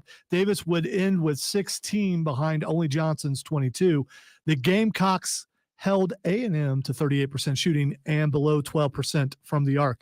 The next record in front of Caitlin Clark has fallen with another three-point shot late in the game. Clark passed Kansas Jayhawks legend Lynette Woodard for all-time major college women's scoring record. Clark ended the game with 33 points and a career total of 3,650. Tune in Saturday at 1:30 as the Furman men's basketball team takes on Mercer in the final game of the regular season right here on your home for Paladins football and basketball. That'll be us right here, the Fan, Upstate.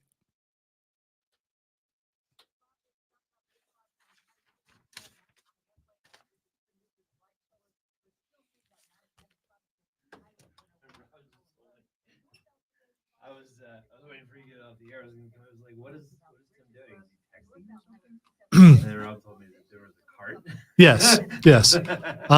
He has never done that before. You just spent time with him. So I didn't tell him to do that. Yeah, you weren't in the room when he did it. I'm guessing because Boogers. Because Boogers was spelled wrong, and you would never allow that. It was Bugars. But that's what you would do to throw me off. You would say, Tim, spell it wrong so Lonzo won't think it's me because, you know. By the way, thank you, Steven. You're absolutely right. I would not have let him do that. Unless you're trying to throw me off. Okay, for as long as he's worked here, he's never done anything like that. You spend a little time with him and suddenly it happens. I got to say it's you. Okay. Not that it wasn't funny, because I looked at the screen and was like, what? And so my first thought was, okay, the boss isn't on vacation and he's writing liners about me again because the boss thinks it's hilarious. And he's right, it is, but it wasn't. It was anyway. I think it's funnier that he doesn't know how to spell boogers. Yeah, well, I don't know if that's funny. I mean, it might be the street way of spelling it. I don't know. It could be. Don't be mean.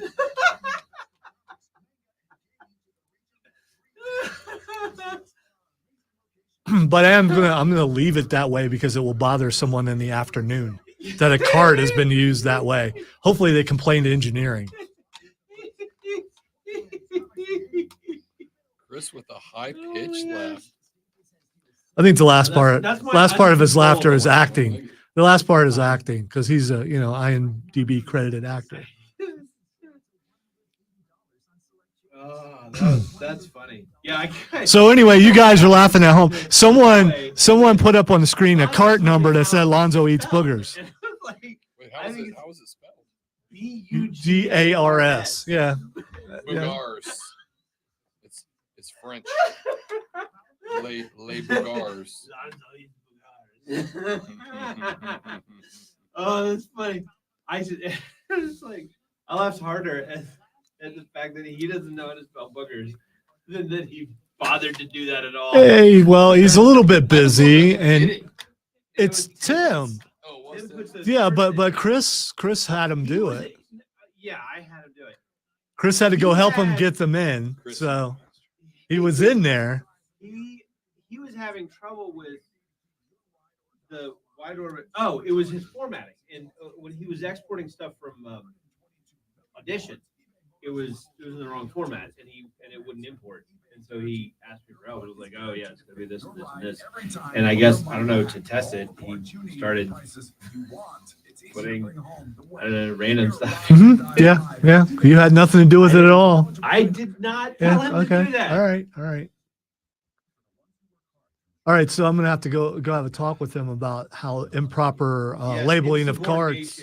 No, improper labeling of carts. There are some people here who may go look at the cart and go, "Okay, why is this labeled this way?" And they may have a problem with it.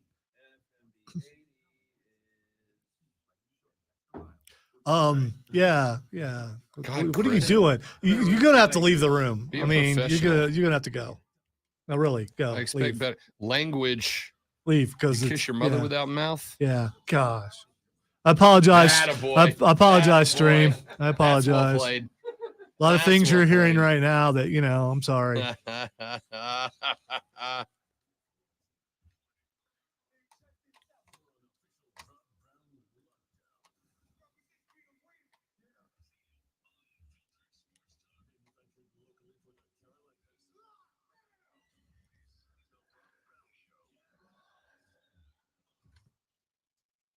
Yeah! Yeah! Yeah! Yeah! Yeah! I regret it immediately, but Why you don't want to sell out for the people? I mean, come on, for the peeps. You gotta for the peeps. The problem is I still got another 2 hours to do for the peeps. And I would like to make it through. We're on the way up. Are we? Yeah, we're on the way back. Had a little Colonel Taylor yesterday evening to wind down. That helped a lot. What the heck is that? Bourbon. Good Okay, because bourbon. when I hear Colonel, I think chicken. So No, I think most people when they hear Colonel, they think chicken. Colonel Taylor is a phenomenal bourbon. Had the small batch Colonel E.H. Taylor. He is, of course, my finest Colonel. The best Colonel is Colonel Taylor. What branch of the service is that Colonel in? Man, I was trying to come up with a joke. Can't do it. He's in the branch that he's in the enjoy your evening, Rob branch of service. And I thank you for your service, Colonel Taylor. That's all I'm going with. There's Shane. There's a bourbon guy in here. I'm glad I'm not alone. Okay, but again, when you hear Colonel, if someone says Colonel, don't you automatically think of chicken? No, I don't acknowledge. So I was talking to them. I wasn't talking to you. I mean, I don't acknowledge that chicken in a world where Popeyes exist. We're gonna have this discussion until the day that I or Popeyes dies. He still hasn't gone with me to eat the pizza yet, but we'll take care of that Saturday. So we're gonna try that for sure. I do want the review. Yeah. Which, of course, when Lonzo points out Saturday, what he means is the upstate polls from 7 to 9 on 98.9 WORD, your nerdiest nerd pop culture show in the history of nerd pop culture shows. And I mean that with all the compliments. So do we do what we normally do and do a live yes, live tasting there, not here. Yes. And just put it on the Irishman. Yes. Just put the camera on the Irishman the entire time. Yes. 100%. Allow him to continue to experience American exceptionalism as we turn pizza into chicken and vice versa at the same time. Have you guys had it yet? If you have, let me know. I mean, that's not going to influence me about whether I do it or not, because I'm definitely, the commercials look really good. Have you seen the TV commercials? I have not seen the TV commercials. Yeah, some old grandma looks like an Italian grandma walking in going, "That's not pizza," and then walking out while this kid, like, I don't know, 17 years old, is enjoying his pizza. The Utes. Yeah. Texter said, Rob, I was slamming Rumplemints last night, and now I am unwell. I just want to say. Okay, I'm guessing this is alcohol again. It is. Because I don't know why. I don't know what Rumpleman did to you that you thought you needed to slam him multiple times. Rumplemints is if peppermints hated you in your future. Is what Rumplemints is. Is that like peppermint schnapps? Because I've been around people who puked after drinking that, which was the after smell is probably not as good as it was bad. Rumplemints is peppermint schnapps is usually like a liqueur that more often than not you use to make another drink, although you can drink it straight. Rumplemints is like if you took peppermint schnapps and you decided to turn it into a liquid war crime. It is the worst thing. It's delight. It's a wonderful Christmas drink, you know. There are a number of Christmas cocktails that I make that I include Rumplemans in. One of my absolute favorites. I go with a touch of vodka in Sprite. You put a little bit of cranberry in there and then a pop of Rumplemans to give it that Christmas mintiness, that winter refreshment, that winter spice. By the way, there is a cranberry Sprite only available during the holidays. Big fan. Rumplemans, wonderful as a drink enhancer, awful as a drink unless you just decide 100% tomorrow. Just I don't want to be a person tomorrow. Then Rumplemans is your drink. So you used to be a bartender. Can anyone else who just who just decides, well, I'm just going to create, can they be as good as you at it? Yeah. I mean, at the end of the day, much like cooking, there is you can have a recipe, but the best chefs will tell you to play within the recipe, to break. Rules are meant in the world of crafting. Rules are meant to be broken. Photography is the same way. You learn the rules, and you learn the rules not to follow the rules. You learn the rules to know when is the proper time to break them for the right moment. It's like that with drinking. It's like that with crafting cocktails. You have these rules. You mix this with this and this flavor to enhance this, and this goes with that. But you learn those so that you can break them to create something special. Texture said, that poor thing, that's a mixer or something from which to cook. Texture says, I keep it in the freezer and shoot it straight and pay the consequences the next day like a man. Say hello to the bad guy. The heck are we talking about shooting stuff? I mean, so you're putting it in your so not putting it in your veins. No, taking a shot. Okay, because when I hear that's what I think drugs. So you went way further down the road we were on. Okay, but that road exists. So I mean, no one is injecting Rumplemans into their veins. Good. I hope not, because that sounds like that'd be dangerous. For the record, no one should be injecting Rumplemans into their mouth either. That stuff's awful and is a war crime. So stay away from it. It's the worst thing. What are you doing, Texter? What are you doing? What are you doing with your life? Do we need to have a Texter intervention right now? Not everybody can afford the things that you can. Not everybody is a one percenter and enjoy the finer things of life. Nope. Yeah, I have no idea what alcohol costs, so I don't know. I'm just guessing. I'm guessing that you are going to drink a higher quality than some other people. Because you're always talking about going to a cigar bar and doing that. Big fan on Tuesday. Enjoy it. That sounds like something a rich guy would do. Listen, you know how you should watch his mouth move a couple times before he actually spoke there. Because I'm about to say something that I'm willing to roll the dice on because it's good. So you're gonna hurt me? Is that it? No, I probably deserve it. What I'm going to say is this: very similar to finances. If you are broke, do not buy lottery tickets. Okay? They're not the answer. If you are a broke person, do not buy lottery tickets. You will not win. They will not help you. They will only make you more broker. They will make your life worse. They may give you just the temporary endorphin boost that makes you think your life is better. They'll give you that little boost that'll make you think you're making a good decision. You're not. Don't buy lottery tickets if you're broke, okay? As somebody who makes a living on helping people gamble, don't gamble on sports if you're broke. It'll give you the endorphin boost. Every now and then you may hit on something and go, ooh, real good. I got this. If you can't afford something better than Rumplemans, don't drink. Okay? Don't drink. And I'm a big imbiber. If you are drinking Rumplemans, don't drink. It's real simple. And James hitting me on the stream chat with, as long as Kirkland brand exists, you can keep your elitist brand liquor. James, you are talking to a Cost Bro right now.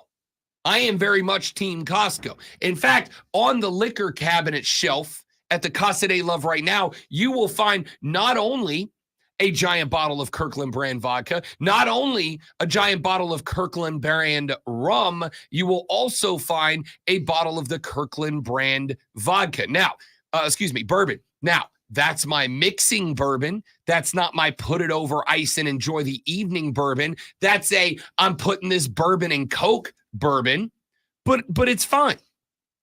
What I'm saying is even that is levels above drinking Rumplemans. Drinking Rumplemans is a wonderful way to signal to the world that you hate yourself.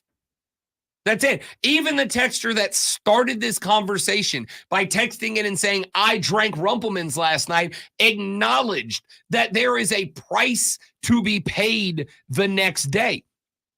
And listen, I'd be lying if I didn't tell you. I had some nights where I had enough liquor that I knew the next day was going to be a rough one. That is what it is, man.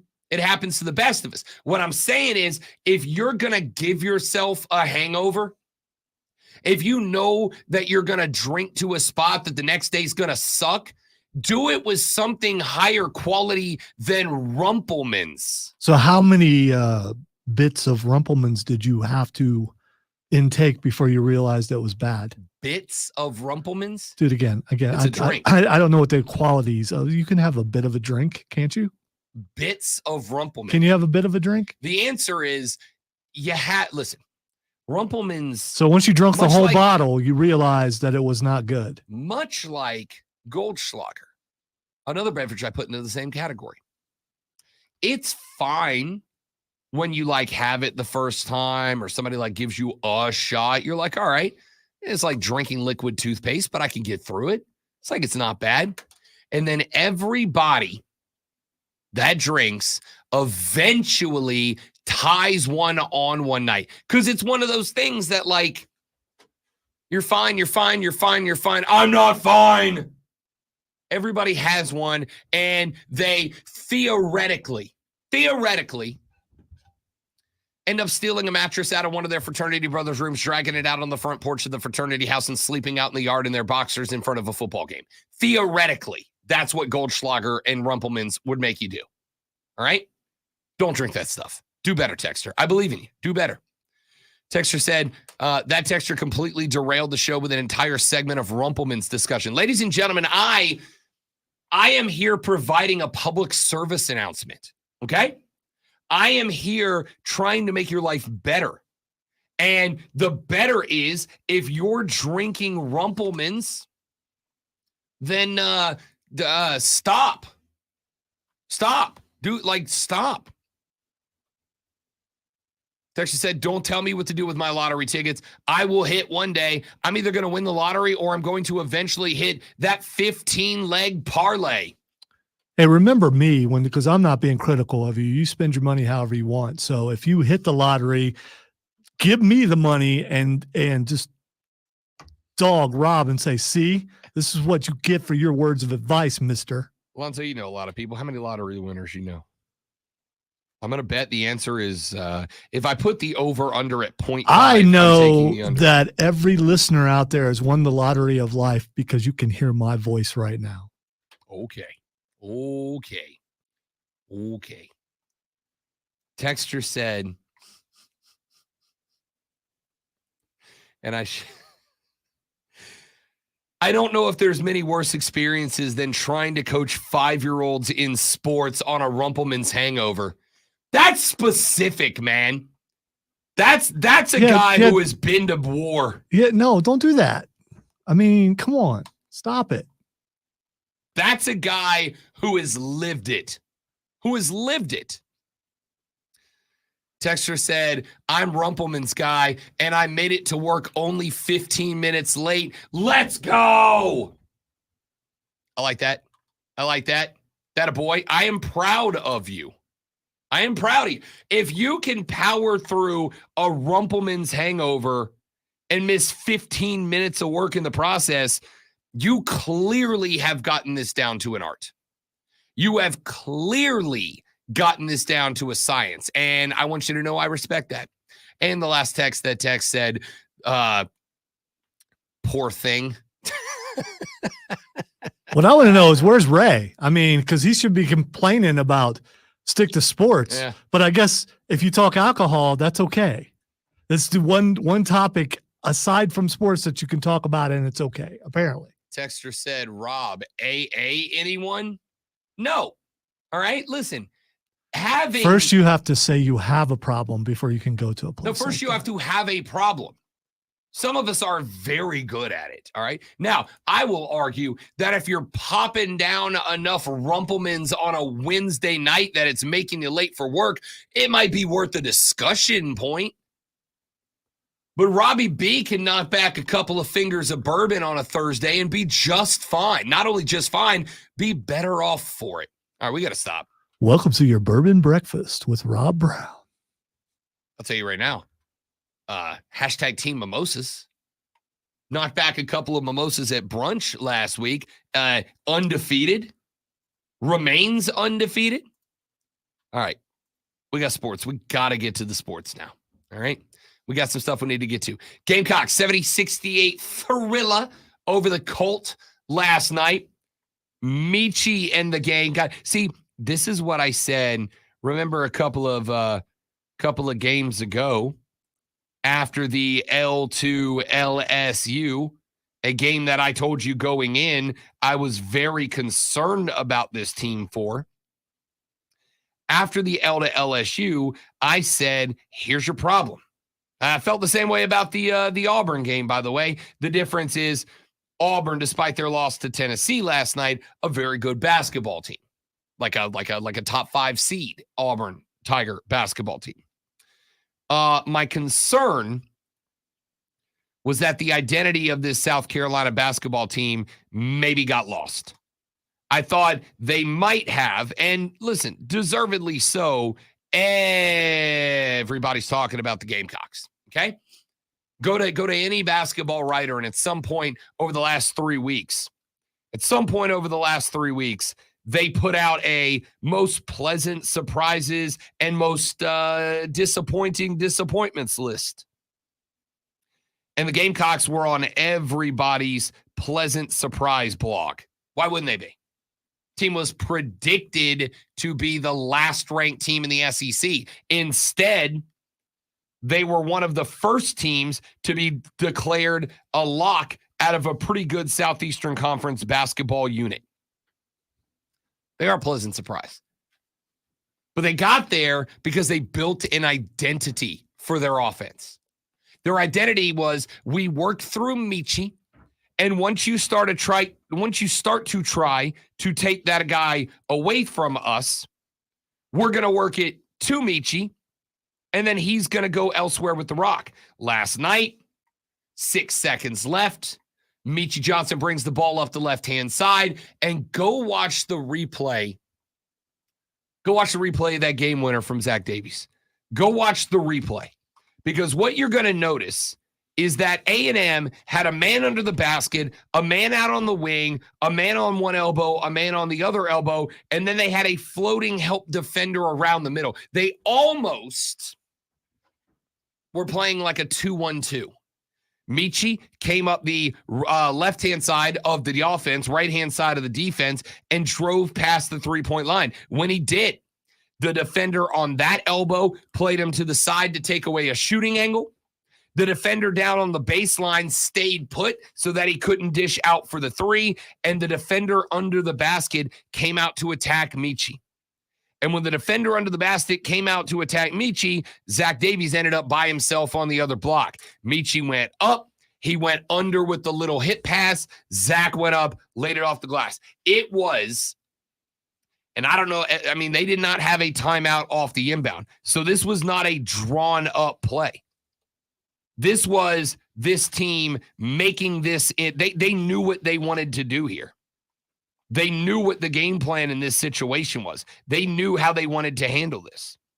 And the fact that not only did they handle it, but they executed it so flawlessly, that's a team with identity. That's a team who did not. That's a moment to panic. You're on the road. You're playing the Colts. The Colt is a definition of a bubble team right now, y'all. Like, definition of it. In fact, I think, I'm not going to say they had to win last night, but they cannot lose again, Texas A&M. They were in full-on desperation mode last night. Full-on desperation mode last night. And yet, South Carolina, in a game that, over the years, my primary concern would be this is a moment that they could panic. This is a moment that they could choke. Instead, they executed one of the most impressive late game single play I've seen in a very long time. Michi saw where the gap was. He drove to it, found the spot to penetrate, drew the defense from the interior out to him to stop the layup, and then threw a nice little pass backside to Zach for the game winner. That's a team with identity. And that play only works. That play only works because all game long, Michi Johnson was beating him up. All game long, he was beating them up. And because all game long he was beating them up, when it came time that a play had to get made, what did the defense of the Aggies do? They all got sucked right up to Michi Johnson like a magnet, man. They just all gravitated into the orbit of Michi Johnson. He saw that. He recognized that. More importantly, the off-ball player recognized that. Zach realized that on the backside. He said, all right, interior defender is cleared out. Any basketball coach worth his salt will tell you. You know where you want to be on the floor? Where there's nobody else. Backside defender cleared out, gravitated to Michi, opened up the back block. Zach saw it, went there, bango. What's the old expression? Bob's your uncle. Yeah, Michi's your dad, Aggies. Ball game. Gamecocks win. Loved it. Loved it. That's a team with an identity. That's a team that did not panic. That's what I want to see as we are now inside of 2 weeks from the SEC Championship Tournament. Back after this on the Rob Brown Show in the Fan Upstate. You see. All right, guys, quick live read, and then we'll be right back. Please stay right there.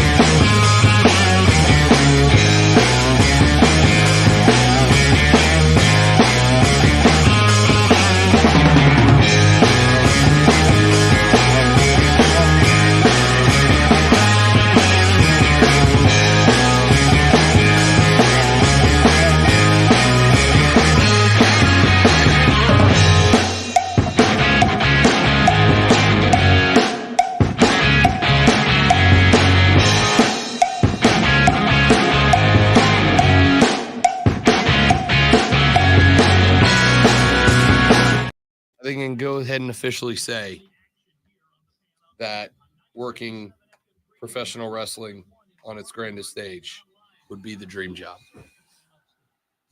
The dream job is just be Pat McAfee, right? Well, yeah. Like that's the dream job. Just be Pat.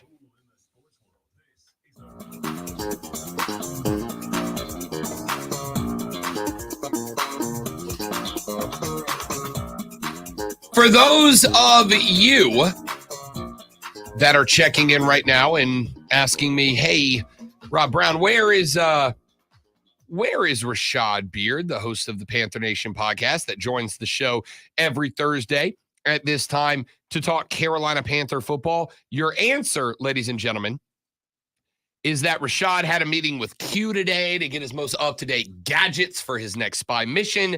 And that meeting will be over at 9:20-ish, and Rashad will join us at 9:30. So the game plan here is we're going to have a sports talk radio segment, then another to end this hour. Then at 9 o'clock, straight up, the great one and I, led, of course, by the conductor of the Symphony of Sound that is the Rob Brown Show, the great one, Lonzo, will walk you through Fight Club.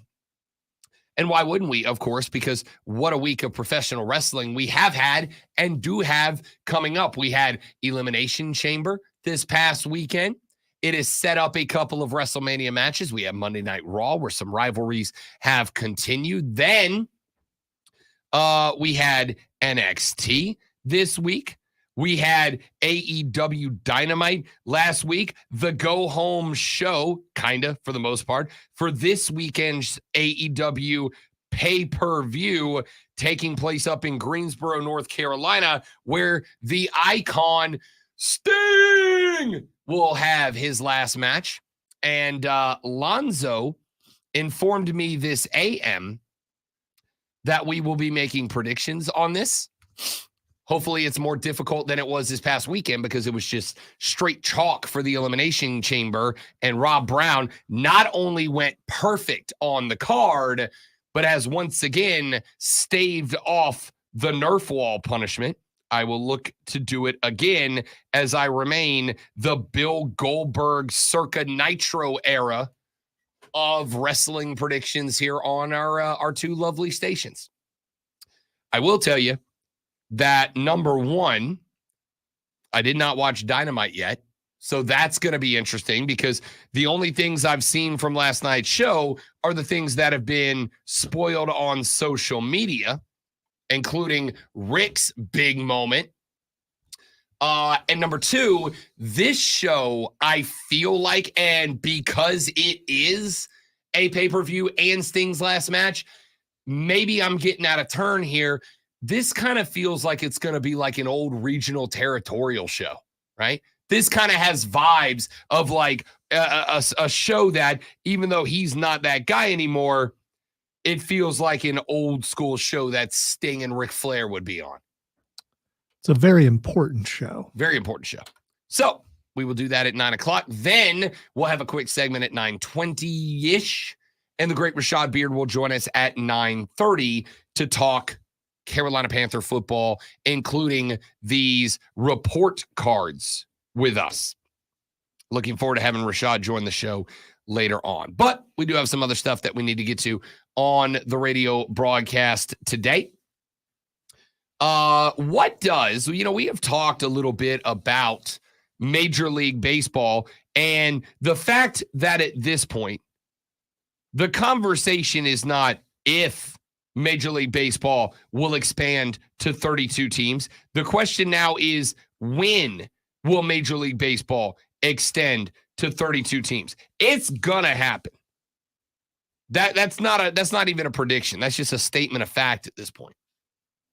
But what does it look like when that happens? Do we have a shift in divisions? Do we have new look divisions? Do we have like real big divisions moving forward? Do we have maybe 4 8-team divisions instead of 8 4-team divisions? How does this all line up? Well, You've got some folks that are beginning to put forward some speculation after conversations with sources inside of the game, including writing for ESPN, Lonzo, a young man by the name of Bradford Doolittle. Yeah. Tell me that's not a wrestling name. Yeah, but he's probably a Mick Carter. Oh, 100%. He's a jobber, but Bradford Doolittle. So, as it stands right now, there are some thoughts on, and I think the biggest one is going to be alignment. I'm going to tell you right now what I would love to see happen. To give you the dream format of MLB for me. The dream format for me, get rid of divisions. Get rid of divisions entirely. Give me the National League on one side. Give me the American League on the other. Give me just a big pot of teams that all play round robin style with the occasional intra-conference squad matchups.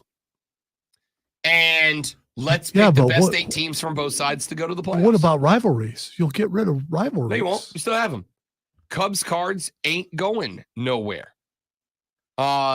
Yankees Red Sox ain't going nowhere. You stick those teams inside of the same league. Yankees Red Sox stay in the NL or in the AL, pardon me. Cubs Cards stay in the NL. And I would even go one step further in order to protect the rivalries. Great one. I'll tell you what else I would do. I would have the AL and the NL without divisions, but I would have within them preferred opponents, right? You know how like in the Southeastern Conference, we have gotten rid of divisions, but in getting rid of divisions, one of the things that they did was they kept the protected rivalry games. They kept the protected rivalry games so that Alabama will still always play Auburn. Arkansas will still always play LSU. Florida will still always play Georgia.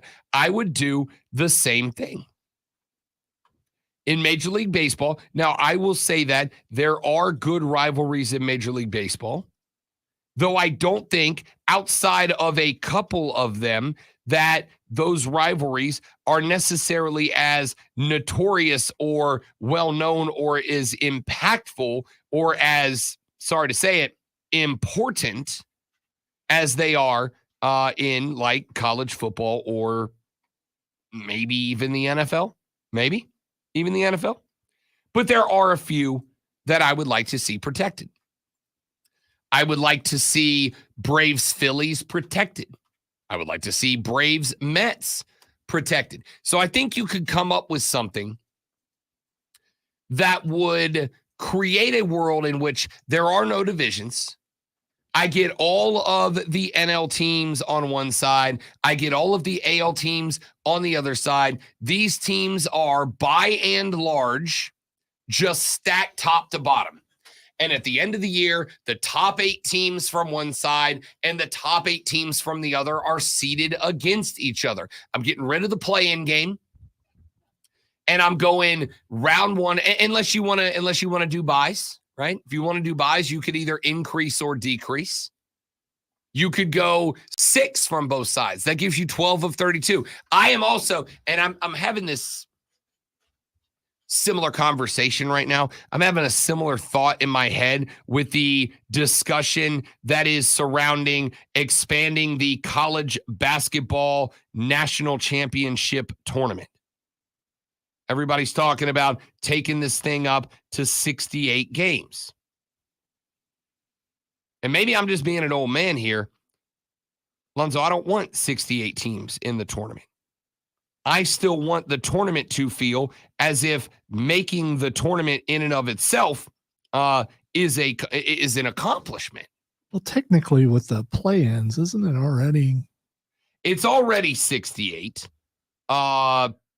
Most of us acknowledge that the play-in tournament games are, tournament games. So I do think you are correct in that it really is already 68. I don't see the need to go any higher. I think there's enough chaos already. And if you water it down more, it kind of loses some of the impact. And as I think you pointed out a couple of days ago when we were having this discussion, the other thing it does is take a sport which already struggles to get people to watch the regular season. Am I not wrong, Lonzo? It takes a sport that already struggles to get people to watch the regular season, and it makes that regular season that much more difficult to watch, that much less important to pay attention to because, hey, most of these teams are already going dancing. Why do I need to be tuned in for that? Question mark. So I feel the same way about baseball. I'd rather go less than more. All right. I got no problem as P Digits jumps in and says enough of the expansion. I don't have any problem with more teams in, and they're only going to 32. They're adding 2. Okay. I've already given you my thoughts. I think one of those teams is going to end up in either Canada or Mexico City, either Montreal, Quebec, or Mexico City. And then I think the other team's going to end up in probably Nashville would be my guess. I think Nashville is going to end up with a team. So because of that, I don't have an issue with more teams. I don't have an issue with the league itself expanding. I'm perfectly on board with it. I would have a problem with the playoffs expanding. I would have a problem with more teams getting in. I think there's the perfect amount of chaos as there is. But put all that to the side. When it inevitably does expand, when we do find out who our next 2 teams are going to be, when those teams are announced and when we go to 32 and it's time to restructure the league, I am getting rid of divisions because, again, right now, if I go out, man on the street, and I find somebody who's not already wearing an MLB cap, I'd be willing to bet respectfully, the overwhelming majority of you could not tell me what teams are in what divisions, right? I talk a lot of Braves baseball. What division are the Braves in right now? If you're not a diehard Braves fan, you don't know. You don't know, right? I think we can get rid of the divisions. I don't think that there are enough divisional rivalries. I'm not saying there are none. I'm saying I don't think there are enough divisional rivalries that have enough pop that I would protect the divisions. I do think I would go NL and AL, one on each side. I would go 16 in one, 16 in the other. And then I would have protected rivalries inside. I would have Yankees, Red Sox protected. I would have Mets, Phillies. I'd have Cardinals, Cubs. I'd have Dodgers, Giants. I'd have those level of rivalries protected where you play every other team in the NL 4 times. You play every team in the AL 1 3-game series. You play your protected rivalries. You know, you do like and again, I don't know what the numbers line up like because I'm dumb and bad at math. But I do like, all right, you do 1 or 2 3-game series against everybody else in the league. You do 4 3-game series against your protected rivalries, 2 home, 2 away. You do 1 4-game or 1 3-game rivalry against everybody on the other side. Because I also don't think that people care about AL versus NL the way they used to, right? I think that's just that's an archaic hangover. I don't particularly think that people get jazzed about my AL team taking on the NL or vice versa. So I kind of think that's the formula that you end up going with. How's the schedule work? How's the playoff format work? All that can be discussed down the line. But give me the NL, give me the AL. Everybody plays everybody else at least once. Protected rivalries, you play each other more times than that. You keep the playoffs with the number that they are, no more. And alignment is going to go smooth. Let's take a break. We'll come back. Your thoughts on that, baseball fans? I want them. Renewal by Anderson of the Carolinas. Fan phone, 844-326-3663. The Rob Brown Show rolls on. It is the Fan Upstate.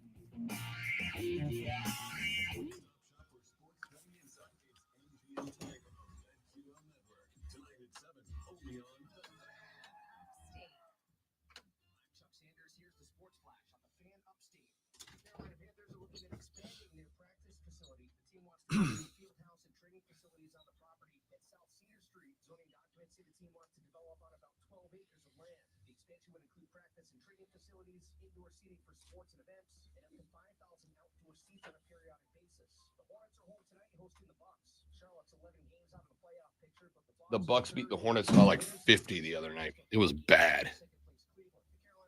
Yeah, AL versus NL. Nobody cares anymore.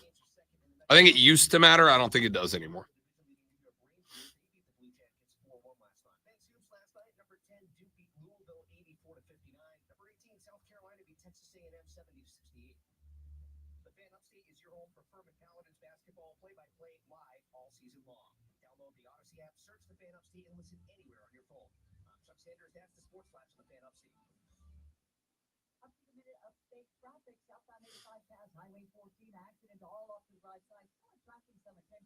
You'll find things still very modest and heavy from Highway 101 to Pelham Road.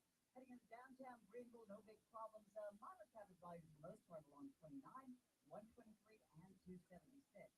From the News Talk 98.9 WORD Traffic Center, I'm George Hilton on the Fan Upstate. Prescriptions require an online consultation with a healthcare provider who will determine if appropriate restrictions apply. See website for details and important safety information. Subscription required. Price varies based on product and subscription plan. Hey guys, did you know there's a generic form of Viagra that works just the same, but is 95% cheaper? And you can get it online? Just go to hims.com/joy. Through Hims, you'll get a free medical consultation, discreet shipping if prescribed, a 100% online process, and trusted generic alternatives to the name brands at up to 95% off. That's right, get generic for Viagra, the same active ingredient as brand name Viagra, but for 95% less. It's the same medication, still prescribed by a licensed medical provider, but with zero copay, no expensive appointments, and no awkward face-to-face conversations. To start your free online visit, you need to go to this exclusive... Apologize for the quiet, but, apparently we're not talkative right now. Neither one of us. No, I had a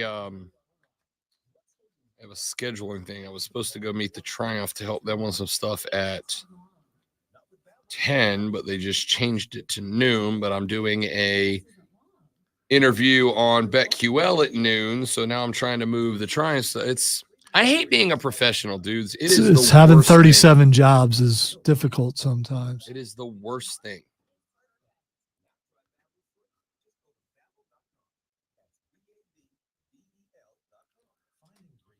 Like, all my jobs are awesome. I'm not disagreeing, but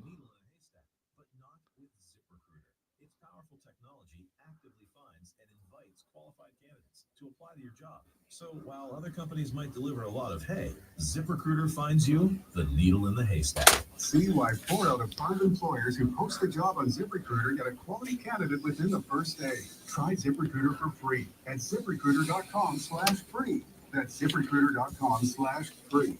From the Ingalls Market Studio, The Fan Upstate. 97.7 FM Greenville. 97.1 FM Spartanburg. from the Free Racing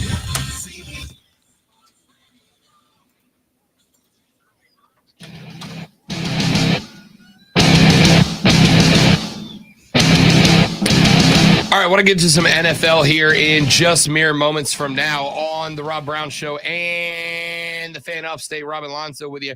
And I will get to some NFL here in just a moment. But before I do, want to address what our guy P. Digits said on the stream a minute ago. He said the AL versus the NL has been watered down. I don't agree with getting rid of divisions, though. I like the St. Louis rival with the Cubs. That's why I'm saying I can protect the rivalries while getting rid of the divisions. Here's the problem I have with the divisions right now. The problem I have with the divisions is the fact that you look at, let's say, I don't know, the Central Division on either side. I look at the AL Central, the Guardians, Twins, Tigers, Royals, and White Sox. None of those teams are going to be good, yet one of them is going to go to the playoffs. On the flip side, I look at the AL East. The Rays are playoff caliber. The Yankees are playoff caliber. The Orioles are playoff caliber. The Blue Jays are playoff caliber. Hell, the Red Sox would probably be playoff caliber if they were in any other division. Problem is they're in the AL Beast. And because they're in the AL Beast, they could be playoff caliber, but they'll get left out. On the flip side, one of the Guardians, Twins, Tigers, Royals, and White Sox are going to the playoffs. At maximum, 2 of those teams are winning 80 games. Maximum 2 are winning 80 games. Realistically, I think 1 team wins 80 games. The rest are 70 or below.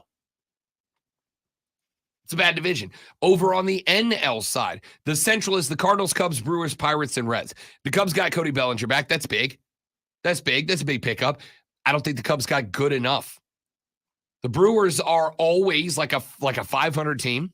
The Pirates are going to be closer. Like the Pirates are primed for the best year they've had in years, and they're going to be a 500 team. And the Reds, I'm actually really interested in the Reds.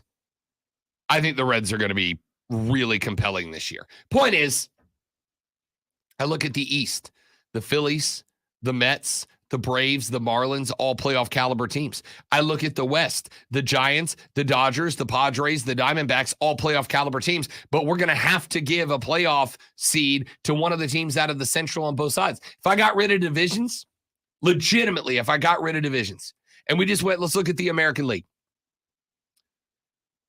The Orioles, the Yankees, the Rays, the Jays, the Rangers, the Angels, the Mariners, the Astros. I just picture 8 teams. I didn't even touch the Central. I power ranked them, didn't even touch the Central. That's why I'm fine getting rid of divisions. Because you are right now in a world where every year we end up having to send 1, if not 2, divisional champions to the dance that we all know going in, they ain't it. They ain't it. Does anybody right now, B Digits or anybody else, anybody want to bet that the American League Central's playoff team wins a series? I'll give you a series. Not the World Series, not the ALCS, hell, not even the ALDS. Do you even want to bet me that they escape the wild card round? Because here's the thing. The AL Central champion is going to play like, I don't know, the Yankees, the Orioles, the Jays, the Rangers, the Astros. That's who they're going to get in round 1. Does anybody want to take today the winner of even a 3-game series, Cleveland over Texas, Cleveland over Houston, Cleveland over New York or Tampa or Baltimore or Toronto? Because I'm not doing it. Hell no, absolutely not. That's why I'm going and getting rid of divisions. Just give me listen, it doesn't work this way, right? As P. Digits pointed out, the best team in baseball rarely wins the World Series. I don't disagree with that. That's why baseball's playoffs are so damn chaotic every year. But the point is for the best team. And the best team may sometimes be defined as the team that carries the most momentum into the playoffs. That is one of the things Cody Decker and I agree on. It is not about being the best team. It's about being the best team in late September into October. Don't give me the best 3 divisional champs plus the best 2 wildcard teams. Dude, let's just go 8 teams on both sides and give me the best 8 teams. If you give me 1 through 8 on one side and 1 through 8 on the other side, and then we line them up, 1v8, 2v7, 3v6, etc., I'm much more likely to have the best team win. Give it to me. That's the way to do it, man. That's the way to do it. You can still protect the rivalries, right? You play X number of series against every other team on your side, X number plus 2 of series against 2 preferred opponents on both sides, right? I can keep Yankees, Red Sox, and I can keep Yankees, Rays. I can keep Astros, Rangers, and, Rangers, Angels, or whoever, Rangers, A's, whoever their other preferred rivalry is. I can keep the protected rivalry. They play that team more. They play everybody else somewhere between 1 and 3 times in a series over the course of the year. And stack them up 1 to 8 on both sides, and let's play baseball. I love that idea. But that's just me. I will talk about this NFL story coming up in the next hour. Here's how the next hour shapes up. When we come back to start the back 60, the final 60 of the Rob Brown Show, we are going to open it up with Fight Club. Ordinarily, that goes in the second segment. But Rashad Beard had his super secret spy meeting, had to push back till 9:30. So we will open with Fight Club. Then we will have a short segment where I will tell you why I have once again been proven right in the NFL. And then we will end the show with Rashad Beard. That's how the final hour sets up. I hope you'll be here for it. I know you will. You can't go anywhere. You love us too much. I'm Rob, and this is Lonzo with your favorite moment of the day, the Sports Flash. Hey, man, you're welcome. The NFLPA annually asks players to grade their franchises on a number of metrics with an A through F grade. The Carolina Panthers were remarkably average, surprisingly. That's like above what I thought they would be, right in the middle of the NFL, with the exception of one category, ownership. David Tepper was given a grade of D from the players and was ranked the 28th worst owner in the 32-team league. That's pretty bad. It was a thriller to the final shot, but the South Carolina Gamecocks knocked off a desperate Texas A&M team 70-68 with inside of 5 seconds left to play. Michie Johnson drove and threw a wraparound bounce pass to Zachary Davis, who made the shot, and they won the game. Tune in Saturday at 1:30 as the Furman men's basketball team takes on Mercer in the final game of the regular season, right here on your home for Paladins football and basketball, The Fan, Upstate.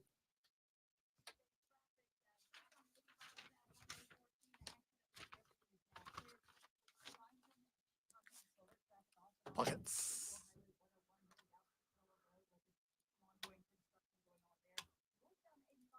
So much work to do.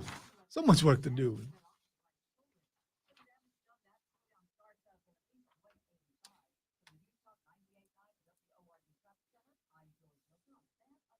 Here's another remarkable success story from QC Kinetics. This one from Chad, who hurt his knee at the gym one day, and it just kept on hurting for months. From my high school football and wrestling days, I already had a little bit of damage in there, but this just sent it over the edge. Chad tried traditional treatments with no improvement when he turned to the non-surgical regenerative treatments at QC Kinetics. It was really fascinating how they did the work, and the science behind it was very intriguing, and it works. Extracting the cure out of my body blew my mind. It's like I'm brand new again. It was fantastic. That's because the QC Kinetics natural biologic treatments use your body's own healing power to restore damaged tissue in your hips, shoulders, back, and knees, providing long-lasting relief. Now I'm back in the gym, 100%, feeling great. If you're tired of suffering with pain from arthritis or injuries, call QC Kinetics now for a free consultation.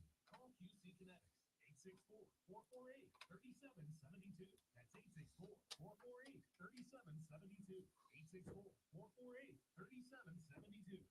When it comes to the best sports talk in the West, listen to the Fan Upstate on Odyssey, no matter where you are, in the car, at home, at work. Download the free Odyssey app on your phone. Search the Fan Upstate, and you're in the game. Hey, how we roll? The Fan Upstate. Some days I cover up because of my moderate to severe plaque psoriasis. Now I'm hitting the road with clearer skin thanks to Sky Rizzi. Risankizumab Rizza, a prescription-only 150 milligram injection for adults who are candidates for systemic or phototherapy. With Sky Rizzi, 3 out of 4 people achieved 90% clearer skin at 4 months. And Sky Rizzi is just 4 doses a year after 2 starter doses. Adults who are allergic to Sky Rizzi, serious allergic reactions, and an increased risk of infections or a lower ability to fight them may occur. Before treatment, your doctor should check for infection and tuberculosis. Tell your doctor if you have an infection or symptoms such as fever, sweats, chills, muscle aches, or cough, or if you plan to or recently received a vaccine. Thanks to Sky Rizzi, there's nothing on my skin, and that means everything. Ask your doctor today about Sky Rizzi, the #1 dermatologist prescribed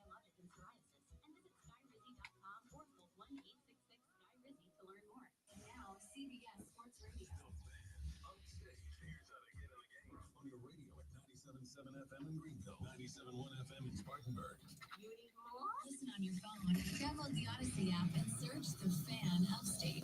There's a whole lot more to know about sound if you really want to go into the subject. Your smart speaker. Just say, play The Fan Upstate on your HD radio and WFBC HD3. There's just one more thing. And on your computer at TheFanUpstate.com. Upstate. WYRD Greenville. WORD Spartanburg. WFBC HD3 Greenville. The official sports voice of you, the Upstate Fan.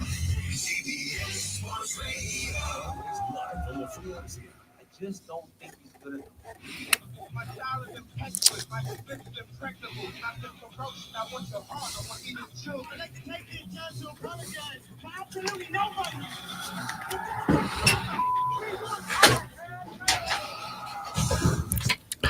It is time on the Rob Brown Show for the Fight Club. Yeah, we moved it back. You know why? Because we wanted to. What you gonna do? Huh? We moved it up. It's back up. Hey, you know what? Don't correct me. We moved it. Don't correct me in the Fight Club. Because I can reach you. Wait. I got something for this. Uh-oh. What's you got? This was on me. My bad. So moved it up or moved it back. Either way, we moved it. So there we go. Lots of things to get to in the Fight Club today. First of all, RIP to Virgil, who passed away yesterday. The ultimate second place guy.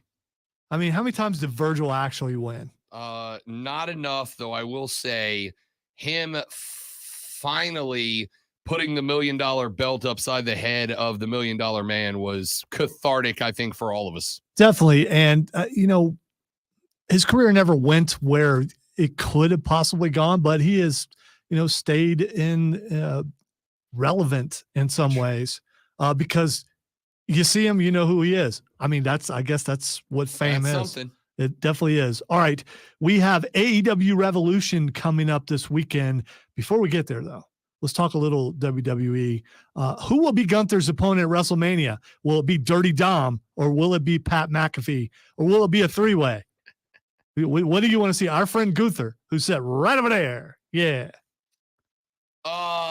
It's not going to be Gunther. He's going to lay the belt down at WrestleMania. I think he is the type of dude that understands the business and knows that, like, at some point you put so much onto that championship that you book it so perfectly or so over the top with one guy that it comes down to whoever beats him doesn't make sense after that, right? Like, at some point, him losing it all doesn't make sense. Or if it does, it shows him to be on the decline. He's gonna lose, but I think you've got to have it done in a way that, like, you go, okay, like, of course, nobody's gonna win in that circumstance. So I don't think he loses. I think he wins, but Damian cashes in because they're setting that up. Damian's not going to cash in on either of the big belts, especially not at WrestleMania. So I think he cashes in on this belt. That's honestly probably pretty fair. Yeah, and so it's. I don't think he cashes in. It makes more sense if it's Dom, because then the entire Judgment Day's out there. They can neutralize all of Gunther's boys and then cause Gunther still wins, but then Priest cashes in and becomes the new United States champion, and not United States, Intercontinental, my bad. And then Gunther can go on to challenge whoever for the main championship. Yeah, my bad. Cody says he's hunting the bloodline. Who's he hunting first? I mean, he already called out Dwayne. Yeah, but I mean, before we get to that, if you say you're going to hunt them down, he's got to take some of them out. My money's on Solo. Yeah, I mean, Solo makes the most sense, right? Like, he has honestly been the problematic one. He's always the one that seems to be showing up. And at this point, I think, like I said, I think WrestleMania ends up with an Avengers Endgame final scene where everybody Roman is screwed over, all show up to neutralize the bloodline and give Cody his get carried off into the sunset story conclusion. But Solo goes down first. All right. That being said, Cody beat Dwayne to me. The big question all over the place. If you listen to wrestling podcasts, if you look at stuff online, is will Cody wrestle The Rock on night 1 and Roman on night 2, or will it be a tag team match? It can't be a tag team match unless they're gonna say Roman's belt is on the line via a tag team match. No. This has nothing to do with the belt. Where they'll be Roman and Cody will still be night 2, but will night 1 end up being what it looks like it could be, and that's Roman and Rock against Seth and Cody. I don't see a world in which you have Cody and Roman in the ring together twice on one event. And yes, it is 2 nights. I got it. But I don't see a world in which you put them together in the ring twice, because what are you going to do after night 1 to make night 2 stand out? And I think you're looking at ways to make night number 2 stand out, and I don't think you can. So no, I think Cody and Roman are in the ring together once. The only question is going to be, is it a spot where you have, like, how is Dwayne involved in this? And that is the problem. People trying to figure out, who knows what's going to happen.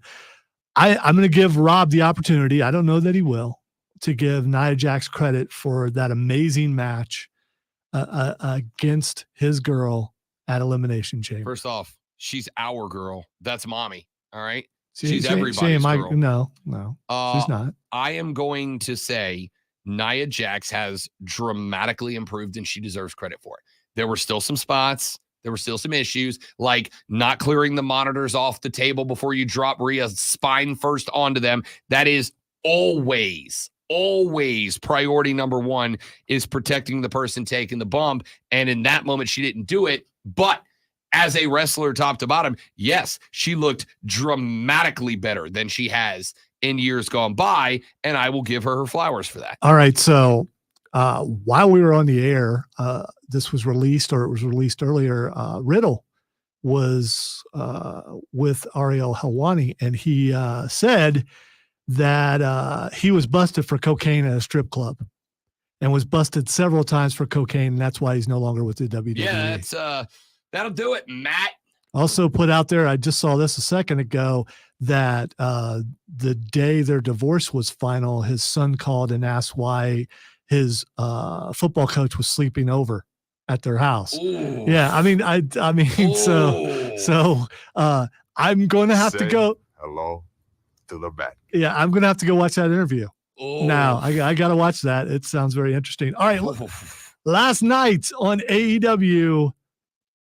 This is going to spoil Rob, but I don't care because it was such a cool moment. And the last time we'll see it, Sting came out of the rafters. Dope. Yes. Dope. Sting came out of the rafters. Dope. And yes, couch pop.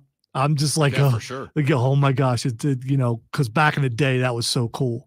It really was. So he came out of the rafters, and all I could think of is, wow, he braved that again. And that's such a scary thing. Anytime anyone comes, for sure. Yeah, so he did. AEW has a very big pay-per-view coming up this weekend, and with their attendance numbers and things have been down all over the place, I think this is really important pay-per-view, but a really good card. Really it good is. Card. This is tempting me to buy it, which I don't very often, but it's tempting me to buy it. Let us start from the top. This, by the way, is for Nerfwall. Samoa Joe, who is a champion, against Hangman Adam Page. Hello. I didn't mean to click that, but I'll stick by it. It's okay. Yeah, he is the bad guy, I guess. Against Hangman Adam Page and Swerve Strickland last night. Hangman Adam Page, who absolutely finally went heel with the heel mustache. The heel mustache works. He finally looks like a cowboy, and they're making his hair greasy, which makes him look even more like a bad guy from Tombstone, and I love it. So come out on the crutch, and of course he wasn't really hurt, and hit Swerve a little bit while Joe watched and laughed. Who you got? Samoa Joe, Hangman Adam Page, or Swerve Strickland? I am going to go. I'm actually going to go with Joe here. I want Swerve to win because Swerve might be the best thing this company's got going for it right now. I also love Hangman Page, both as the Millennial Cowboy and as the bad guy. I think you probably have a little bit more mileage left in the tank. One of those guys screwing the other and costing them both the match, and you can kind of push that a little bit further while you can still use Joe to kind of pump other guys up. So I'm going to go Samoa Joe here. All right, I'm going to go with Swerve because I think AEW goes, wait, Samoa Joe hasn't been hurt yet? let's just go ahead and take care of this before. And Swerve right now is, I mean, if they listen to the people, like WWE seems to have done, they listen to the people want Swerve because it's Swerve's house. So I'm going to go with Swerve. Timeless Tony Storm versus Deonna Purrazzo. I'm going to go first here. I love Tony Storm. They brought in Purrazzo thinking it was a big deal, and it is a big deal. I mean, she can wrestle. Her mic skills are not what I thought they would be. Is it time to make Tony lose the belt? I can't see it. I can't. So I'm going with Tony Storm. Yep, going chalk here as well. I think Tony Storm right now is arguably the best thing in women's wrestling. And by the way, that's a compliment because I think right now WWE's women's roster is the best it maybe has ever been.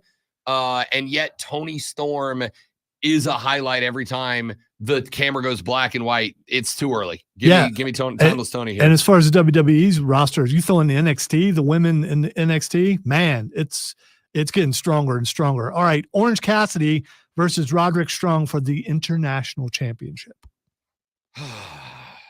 I've been back and forth on this one, but I think I am going to go with Roddy here. And now I'm going to say this. I don't think it's a clean finish.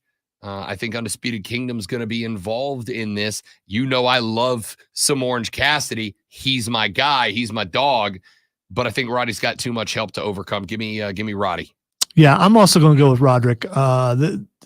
His backbreakers are still the coolest things ever. I mean, and they're trying to build up the kingdom. Once it was revealed who the devil was, I think even though they won the tag belts, I think it's went down a little bit, and they need to build it back up. And Orange Cassidy doesn't have to have the belt to get the fans because they're always going to be there. All right, for sure. Sting and Darby Allin versus Matthew and Nicholas Jackson. Before, last night, Ric Flair came out and he did the swerve and he took out the EVPs. And I don't know which was more realistic, Ric Flair's moves or Eddie Kingston's moves in the corner with his chops. I mean, if I could do side by side, you tell me which guy's the 75-year-old man or however old Ric Flair is. It's so bad. It was so bad. It just, I mean, there three corner things going on with Eddie Kingston and the other guys. Everybody else chops that hurt, and he's doing this. I think at this point, Eddie's machine gun chop is that way as a meme at this point, right? Like I think it's been mocked so relentlessly that he does it that way on purpose for the laughs at this point. All right, so this is a big deal. That it's going to be Sting's last match, and thank you, Sting. You're still my favorite wrestler of all time. I don't think that's ever going to change, but thank goodness you're finally retiring, and just do it for real. This time, just stay out of there. You want to do some goodwill things where you show up and shake hands and sign autographs, that's fine, but stay out of the ring. Because, I hope he gets out of there without getting hurt, but they are going to lose the belts to Matthew and Nicholas, I think. Listen, Sting's old school. Sting's going out on his back. That's always been the way it's done, is that when you are done, when you are taken off, you go out on your back and leave it better than you found it. Sting is no different. He is going to go out on his back for the Bucks to give them that little bump. They will have earned it at this point around. At this point, the better bet is which version of Sting do we get? The classic Crow, Joker. But by the way, his 2-week Joker Sting run was the best thing he's done in years. Yes, it was, for sure. All right, Eddie Kingston versus Bucks for the win, by the way. Okay, well, I already wrote you down for that. You said he's going out on his back. Eddie Kingston versus Bryan Danielson for the AEW Continental Crown Championship. All right, to keep this thing relevant, you've got to put it on Danielson, who is the better wrestler. Now, popularity-wise, it may be Kingston. I still don't get it, but you know what? There's a lot of things I don't get. But realistically, from a wrestling standpoint, if you want to look at it from you got to put it on Danielson. So I'm going with Danielson. This is where I am going to go ahead and win this thing and stay undefeated and off the Nerf wall. Eddie Kingston is winning this because the story here is Eddie Kingston finally getting the handshake, oh, respect from Daniel Bryanson. Handshake. This is not about a belt. Brian Danielson. That's what I said. This is not about a belt. This is about a dude earning respect from a dude that doesn't respect him, and he gets it with this. The handshake is what's on the line, not the belt. Eddie Kingston wins. By the way, just because you have never lost doesn't mean that you win every time. It just means you haven't lost, because there are other people picking, and so you're not. I'm the winner every single time, because that hasn't happened. I just want to point that out. I I have never lost. There we go. And whereas I've spent many times on the wall. Koneska Takeshita. Koneska. Yeah. Koneska. Takeshita. Takeshita versus Will Ospreay. Will Ospreay showed up last night, said he's finally done with his contract at New Japan. Yep. Came across as a babyface, not as a heel. The fact that Don Callis' family has to fight each other has me concerned for AEW's roster, that they can't find anybody else for them to go against. Ospreay turns on those guys and beats Takeshita. I'm not worried about the roster. I think you've got justifiable reasons for it. I also think that, to have a stable take the position of we are the only ones worth anything here, that's what heels do. That being said, we can talk about it. I think you're going to have a bunch of folks run in on this. I think this is going to get convoluted around the ring, but Will Ospreay is going to win this match. Yeah, but why would they run in? They're all on the same team. I just, I mean, Callis wouldn't do that, would he?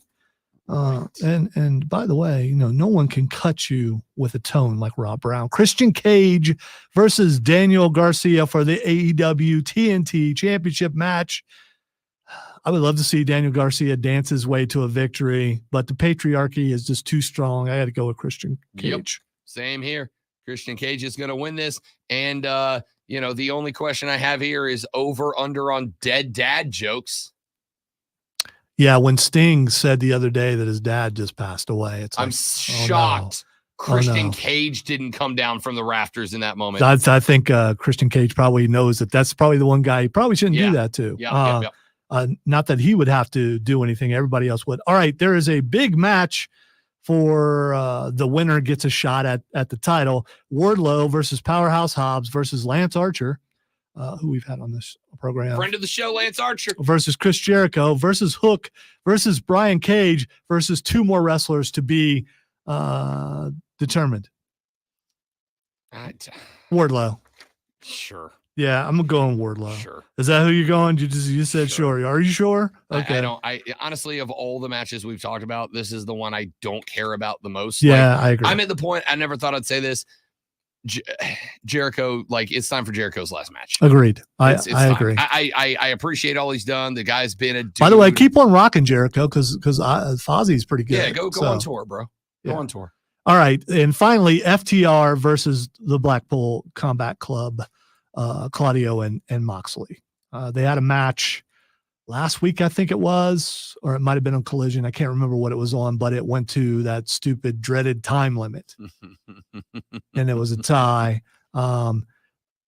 It's a physical match between the two. It's very old school to a degree. The two tag teams, FTR, who are liars, going up against a pure tag team like Blackpool Combat Club. I'm going with the BCC. This might be the one I actually care about the most and also have the least idea of where it's going to go. Because on one hand, the fight's in the Carolinas. The Carolinas are FTR country. Will stay FTR country.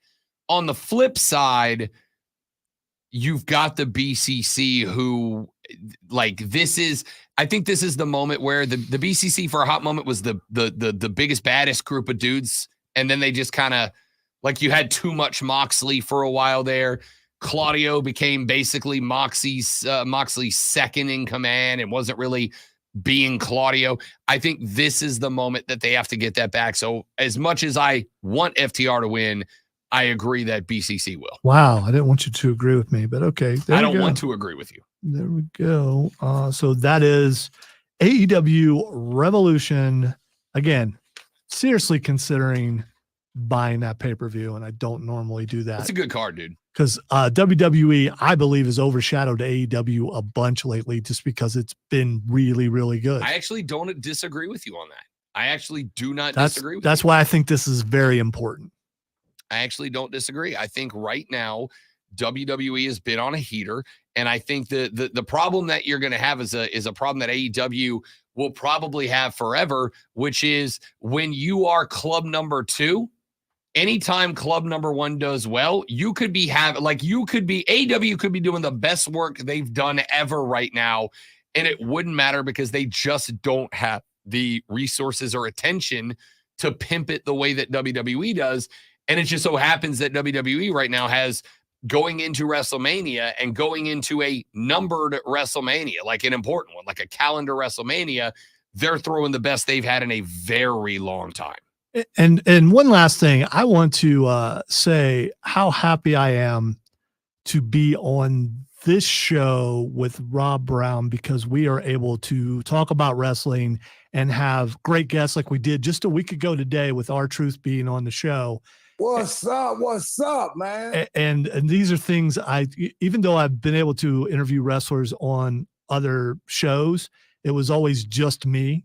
It's good to have someone equally with the equal love of wrestling. Nobody's perfect, but I am very, very close. And I just want to say how awesome it is. And hopefully we continue being able to get wrestlers on the show. My loins have been tingling. Now we've got to have Wade Barrett on so we can ask him why he makes Rob Brown's loins tingle. I mean, yes. And I would ask that question of Wade Barrett. I would, for sure. We got to take a break. We'll come back. Real quick note on Atlanta and Justin Fields and where all that stems, because right now that's the next domino to fall in draft season. And then Rashad Beard will join us to wrap up the broadcast today. I am Rob Brown. He's the Great Malonzo, and you're listening to the Rob Brown Show on the Fan Upstate.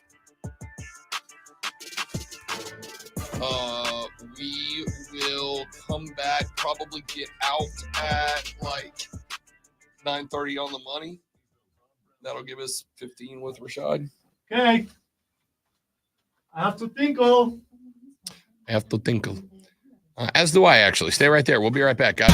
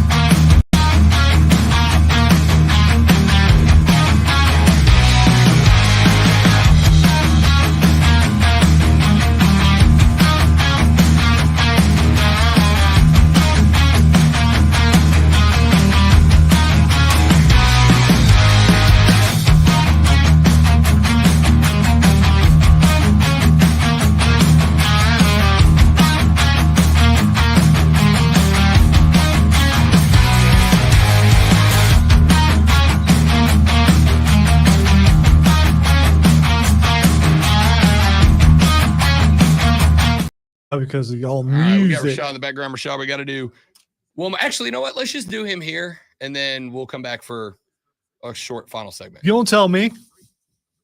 Okay, that works.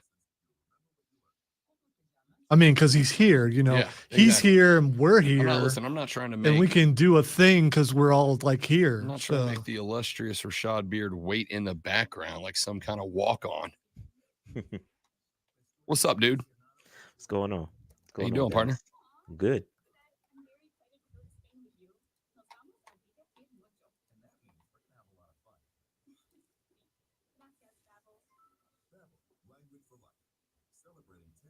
Congrats on being called illustrious. I'm sure it was. It's something new every day, man. I appreciate it.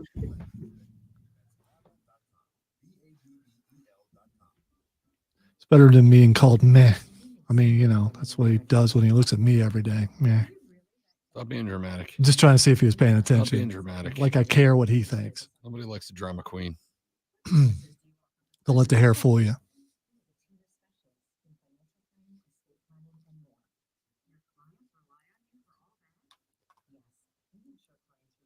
So Rashad, what's wrong with the food at with the Panthers? I mean, why is the food graded so low? I mean, yeah, I can't answer that, man. That's a player's that's their thing. I don't know what their catering looks like. This is weird. I mean, I've never been to Charlotte and had bad food, so I don't know, man. Because my standards may not be what their standards are, so.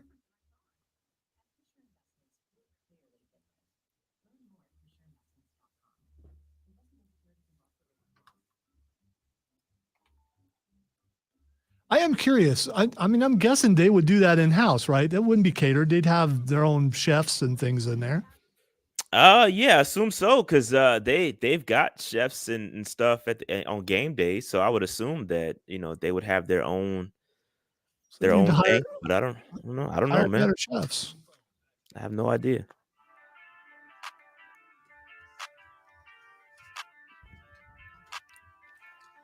All right, ladies and gentlemen, off we go. It is Thursday, and ordinarily this young man would join us earlier in the radio broadcast to talk Carolina Panther football, but he had a secret spy meeting he had to get to this AM, so you get him now. He is one half of the host of the Panther Nation podcast. He is Rashad Beard joining us here on the show. What's up, big fella? How you doing? What's going on, guys? Excited to be here. Another week, a week closer to the combine. That's right. That's right. Gets underway today. As a matter of fact, we got defensive linemen and linebackers getting it after. Is today a big day for Carolina? Is there any chance that this team goes DL or LB in the draft? I mean, we still got to wait. There's a lot of talk about a potential, sign and trade for Brian Burns. I don't know, man. Like, it feels like a real possibility. I don't think today's the day that Panther fans need to be paying attention to. I don't know, man. I think that it all hinges upon what happens with Brian Burns. You listen to the combine pressers from Dan Morgan. All options are on the table. And it's still up in the air. But if we don't do something with Brian Burns, that there is a gaping hole at edge.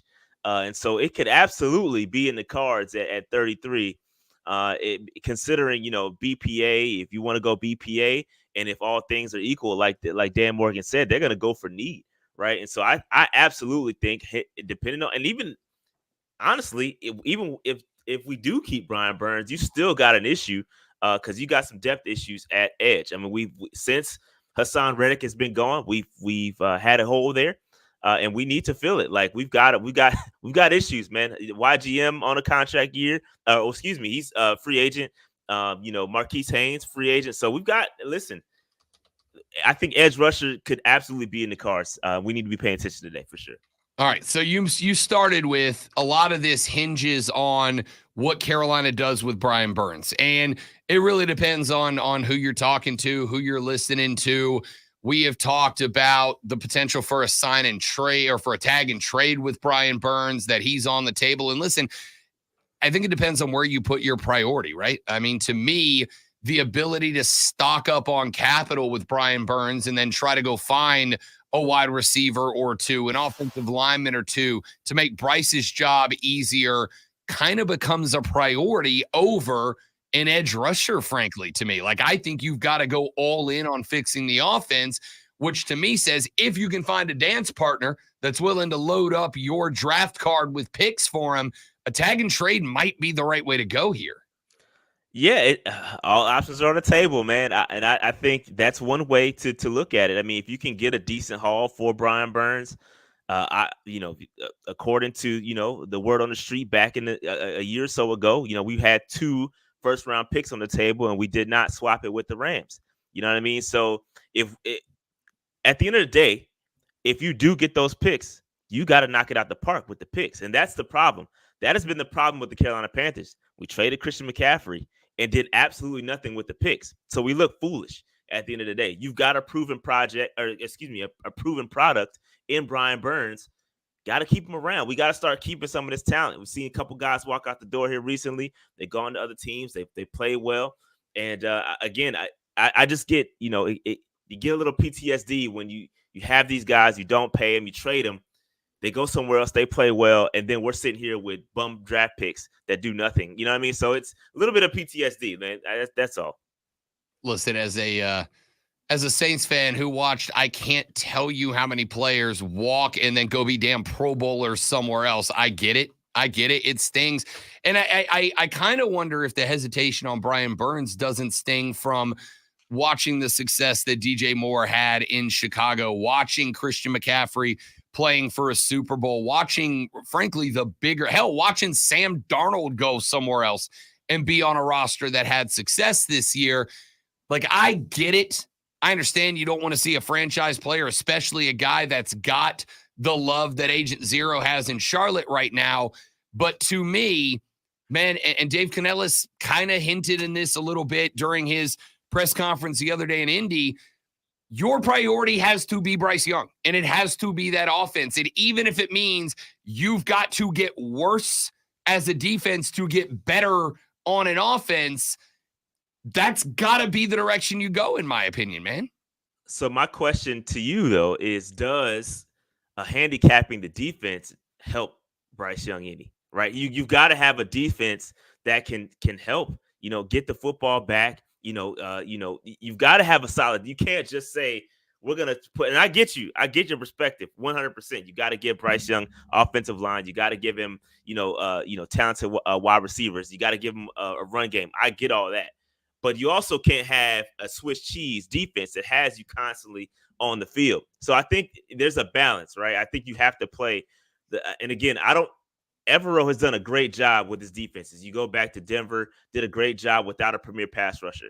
So I do think he can, I hate to say this, I do think he can coordinate a defense well enough to do well without Brian Burns. But I think it can be that much better with a Brian Burns and with another edge rusher opposite of him. You know what I mean? I do think, a lot of the attention was given to Brian Burns, and the teams were scheming for him, and he was trying to protect himself from injury, where the case may be there.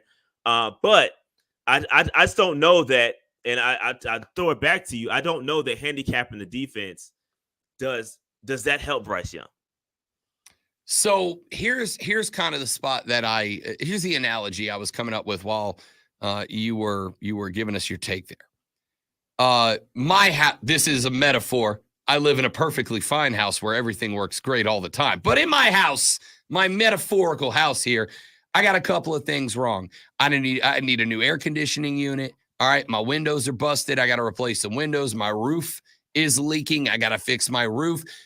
What I decide to do, because I don't have unlimited money, much like the Panthers don't have unlimited resources to work with. In fact, quite the opposite. I work in radio. We have limited resources, so I have to prioritize, right? And so whether I do my AC unit or my windows, well, look, it's 60 degrees outside right now. My AC unit isn't a priority right now. My windows are busted. It's raining a lot right now, but here's the thing.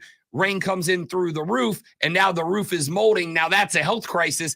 I've only got X $100 to spend. The roof's got to come first. I can worry about the windows. I can clean up the rainwater as it comes in through a window.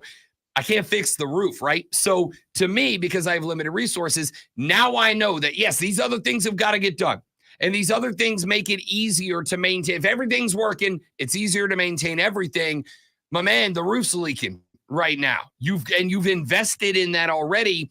With limited resources, I got to finish that up. And if that means I got to let the AC unit sit broken for another couple of weeks, if I got to wait until the summertime to get that done, yeah, I'd like to have it in working order, man. But like, I got a clear priority here. That's kind of the way it feels to me.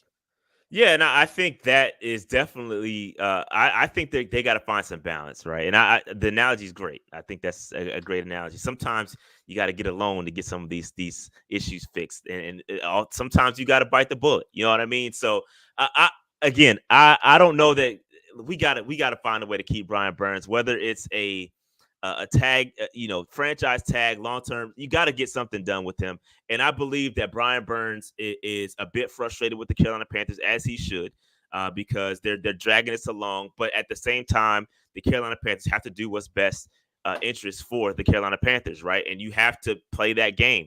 I think that they will come to an agreement here. I think that this week in Indianapolis, that Dan Morgan did say he was going to meet with his agent, and they're going to get some things figured out, and the picture will become more clear.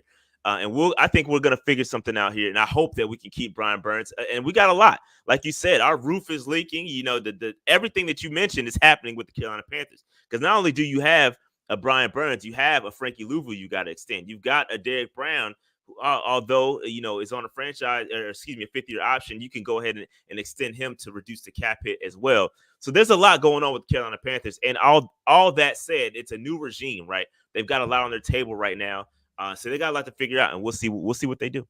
All right, let's talk a little bit. I don't know if you've seen it, about this this Players Association report card that came out, right? Like I find it interesting, Rashad, and I'll get your thoughts on the overall view before I get into the specifics on Carolina. This is what I said to Lonzo earlier this morning. This is a way for players to have a little bit more control in the league. This is a way for them to share with each other, hey, man, maybe you really don't want to come here, right? Like, yes, on one hand, Kansas City won the Super Bowl. Everybody wants in on that. But they gave their ownership the lowest grade in the National Football League, which means they're hard to work with. They're hard to cooperate with. And if your priority is win a Super Bowl, yeah, Kansas City is the perfect spot. But we had this conversation about Anthony Rendon and the LA Angels when he said, baseball's just a job. I don't love it. It's not passion. Like, it's just a job I make a lot of money because I'm good at. If your priority is the Super Bowl, Kansas City's the spot. But if your priority is money and a work-life balance, Kansas City might not be the right team for you. I don't know, man. I find these report cards real interesting in that they might have a little control over who decides to go play where, and therefore, frankly, the future of franchises, which means that it's in your best interest, if you're a David Tepper or a Clark Hunt or whoever else, to fix the problems the players are telling you they have in your franchise. It kind of feels like they're important to me. Yeah, and it's interesting when you pair these grades with some of the comments again, the PNP. Nobody has been more critical of this ownership than PNP. People have been critical of us for being so critical of the ownership, and I think it's very interesting that the players have almost come with some of the same complaints. Right? You look at these grades; it's very indicative of a problem, right? And I think that David Tepper, although billionaires, they operate in a whole different level. Does he see this? Does he even care? Maybe, maybe not. I don't know. I think he does have an ego. I think that he is paying attention to this stuff. And I think that while I hope that we are on a better track and we're getting better, I hope that he sees this and say, all right, the fans are one thing, but the players are now saying that it's a problem, right? So if everybody else is saying it, then it's got to be an issue, right? And so nobody's going to publicly go up to him to his face and say, hey, no, you're the problem. Like, they've got a job. They work for him. Nobody's going to do that. You know what I mean? Nobody's going to do that. But if it's anonymous and they do these surveys and you can say, all right, this is how I really feel, it is a way to send a message. Is it going to be impactful? I don't know. I don't know where David Tepper's head is with this, but I think it's a very good way to kind of, send a shot at him. When Rob and I were talking about this in the first hour, but it's not really anonymous. I mean, you don't know who said it, but you know it was someone on your team. So Tepper is looking and going, okay, nobody here is happy with what I'm doing. I'm just going to get rid of all of you. Yeah, I mean yeah, and you won't have a good product, and then it's going to come back to the fans. You know what I mean? Right. And I think that's the direction, because here's the thing to me. If I'm a player and I'm in a spot where you've got the entire, let's call it what it is, labor force telling a manager, telling an owner, we're unhappy here. And he goes, well, screw it. You can all get out of here. Dog, I wanted to be gone anyway. And if you're good enough, somebody else is going to come pay you to do the same job in a better place, a place you'd rather be. I think if you're Dave Tepper or Clark Hunt or any of the owners in the bottom 10, 5, 4 of the league, and you see this report, like, you could be vindictive if you want to. Isn't it a better move to look at this and go, yeah, I should probably clean this up? Yeah, I mean, listen, like you were saying earlier, going back to the Chiefs, it's one thing I can deal with a bad owner if we're winning chips, but if I'm a loser and my squad is 2-15 and my ownership is trash, I don't want to come there. Like, nobody's gonna want to come there, right? And so, like, yeah, I'm gonna take the check, but am I gonna perform my best? You know what I mean? So, like, I think it's very I don't know. Again, I don't know how David Tepper's gonna look at it. Again, I think his head's maybe in the cloud, or he may. Hey, I'm being self-aware, and I see what's going on, and I got some things I need to change, and that's what we're starting to hear. We don't know. I just don't understand how the NFL as a whole, what this helps. I mean, doing these grades for every team. The thought I had, Rashad, was this. Number one, it's a way to send a message to the people who actually have the power to make a change inside of an individual franchise. And if they don't make those changes inside of the franchise, it's a message to other people. If I am a free agent next year and I've gotten offers from 4, 5, 6 different teams, then I can go back and pull up this report card and go, okay, for instance, the way this team treats my family's my priority. This matters to me. And here's the the LA Chargers, who are the only team in the NFL that offer daycare for my kids while you're asking me to come practice for 40 hours a week. But I got to pay you $75 a day. And the daycare is on the other side of town, meaning now I got to work into my day, get my kids ready, driving them across Los Angeles to drop them off, to then come back to camp, to then go back and pick them up. Yo, if I got 4 or 5, if I'm Phillip Rivers with 97 kids, I ain't interested in that. That's a good reason not to go play there. It's to me, it is the PA's drive way to, without getting individual players in a situation where the ownership would push back on them, try to inspire change in the programs. That's all this is to me. Yeah, it's a players, like, at the end of the day, while they might not have the ultimate power, right? They're not the owners and they're not signing checks. It's a way for them to take some ownership, right? Take some control back to say, all right, this is how I feel. Like, this is how I feel as a player. And not only that, we've heard so many players talk about, how I want to be treated once I'm done playing football. So being like, once you're an alumni, like, how is the team going to treat me as a former player? That's important too. I've heard Steve Smith talk about that. So there's a lot of different layers, and I think it's great that they're doing this. I think it's great. Again, it gives the players some sort of voice. It's a voice for the voiceless, essentially. Like, you can say, all right, I'm going to look at this. Rob made a great point. If I'm a free agent, I'm pulling up this report card. Hey, listen, I'm not going there because of this. I'm not going there because of this. I'm not going there because of this. And it's going to matter. And so it might not be impactful right now, but as long as players continue to look at this is a continuous thing moving forward, I think it could be impactful moving forward. All right, last thing before we let you go, Rashad, real quick, got about a minute left. Panther fans setting up for the draft. We got linebackers, defensive backs. We got tight ends and quarterbacks and receivers on Saturday, offensive linemen on Sunday. Where should Panther fans be paying most attention over the next 4 days? I mean, for me, I'm looking at the wide receivers. It's a really, really, really, really deep class. I mean, you can get a wide receiver at the top. You can get one in the 3rd or 4th round, and they could be ballers. So finding those guys that are not in the top 5, the guys that are not your Keon Coleman, like your guys that are, your Lad McConkleys, these guys they are some really good wide receivers. And Panthers fans, we know that we have some talent issues there. And I don't know where we're going to pick one, because when you rate, our AC is broken. We got leaky. We got a lot of issues. And so we could take an edge at 33, we trade back, acquire more picks. I don't know what we're going to do. But for me, we got to walk away with the wide receiver. And so I'm going to be looking at the wide receivers. And I think the Panthers should be looking at them too. Offensive linemen as well. Edge rushers. Plenty of places. So I'm watching the entire NFL combine for sure. All right. When you use that metaphor on your pod, I want my credit. All right. Because you're gonna 1000%. Because you're gonna. I will use it too. 1000%. I know you will. Rashad Beard hosts the Panther Nation podcast. You can find that pod on YouTube. Search and subscribe to the Panther Nation podcast. If you are a Panther fan, you're not going to find a better spot for Panther Talk. Big Dog, appreciate you. Talk to you next week. Appreciate you guys. Thank you. You got it. Rashad Beard, follow them on Twitter as well. Panther Nation PC. We got to run to a break. We're back to wrap this bad boy up after this. It's Rob, it's Lonzo, it's you. It's the Rob Brown Show. It is the Fan Upstate. All right, PNP, y'all want to finish the show out with us at the Rob Brown Show on YouTube? I appreciate a subscribe.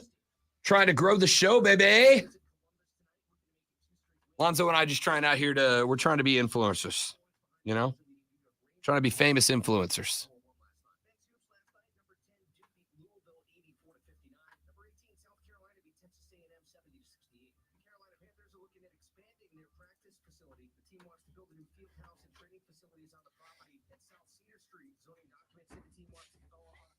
And yes, Deontay, I agree with that entirely. I think that there are going to be guys that if you sprinkle them out across drafts, there are going to be first-round guys going in the second, late first-round guys potentially going as late as the third. This is why I've said, to me, initially I said I thought Carolina should address wide receiver and free agency, offensive line in the draft, but I flipped on that now. I think you got to go offensive line and free agency.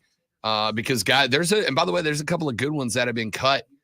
I think you got to go offensive line and free agency, wide receiver in the draft. I think you could probably, if you're Carolina, your first 2 or 3 different picks could all be wide receivers, and you might hit on a dude. And I think you've got to hit on a dude this time around. No, although Lonzo's got many nicknames. Brown is not one of them. He deserves better than that. It's okay. I'm not offended. Yeah. Even though I may not look like Alonzo, it's because I'm not Alonzo. I'm the Lonzo, and I was Lonzo before a lot of other Lonzos came out and made Lonzo supposedly popular. But this Lonzo was I don't want to say the original because I was named after somebody else, but I made the name relevant. That's all I'm saying.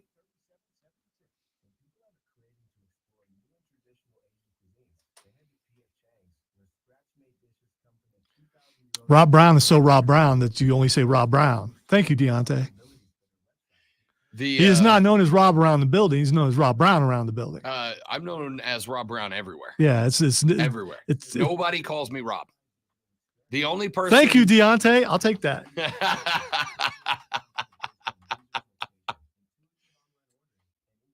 The only place that I am Rob is within my immediate family.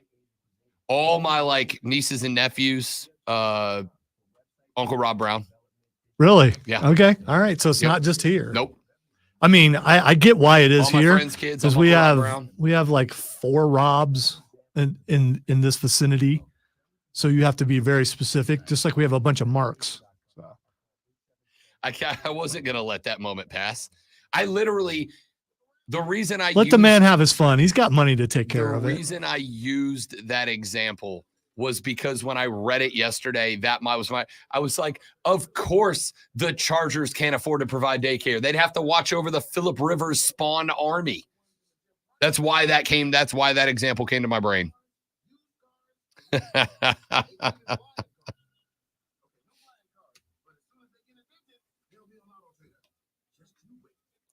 Oh, my mother would like to point out that she does not just call me Rob. She calls me Robert. She refuses to call me Rob. Yeah, but you have said that you don't want anyone to call you that. So, yeah, well, They wanted to name me something different when I was born, and my mother fought for Robert. Way to go. Yeah.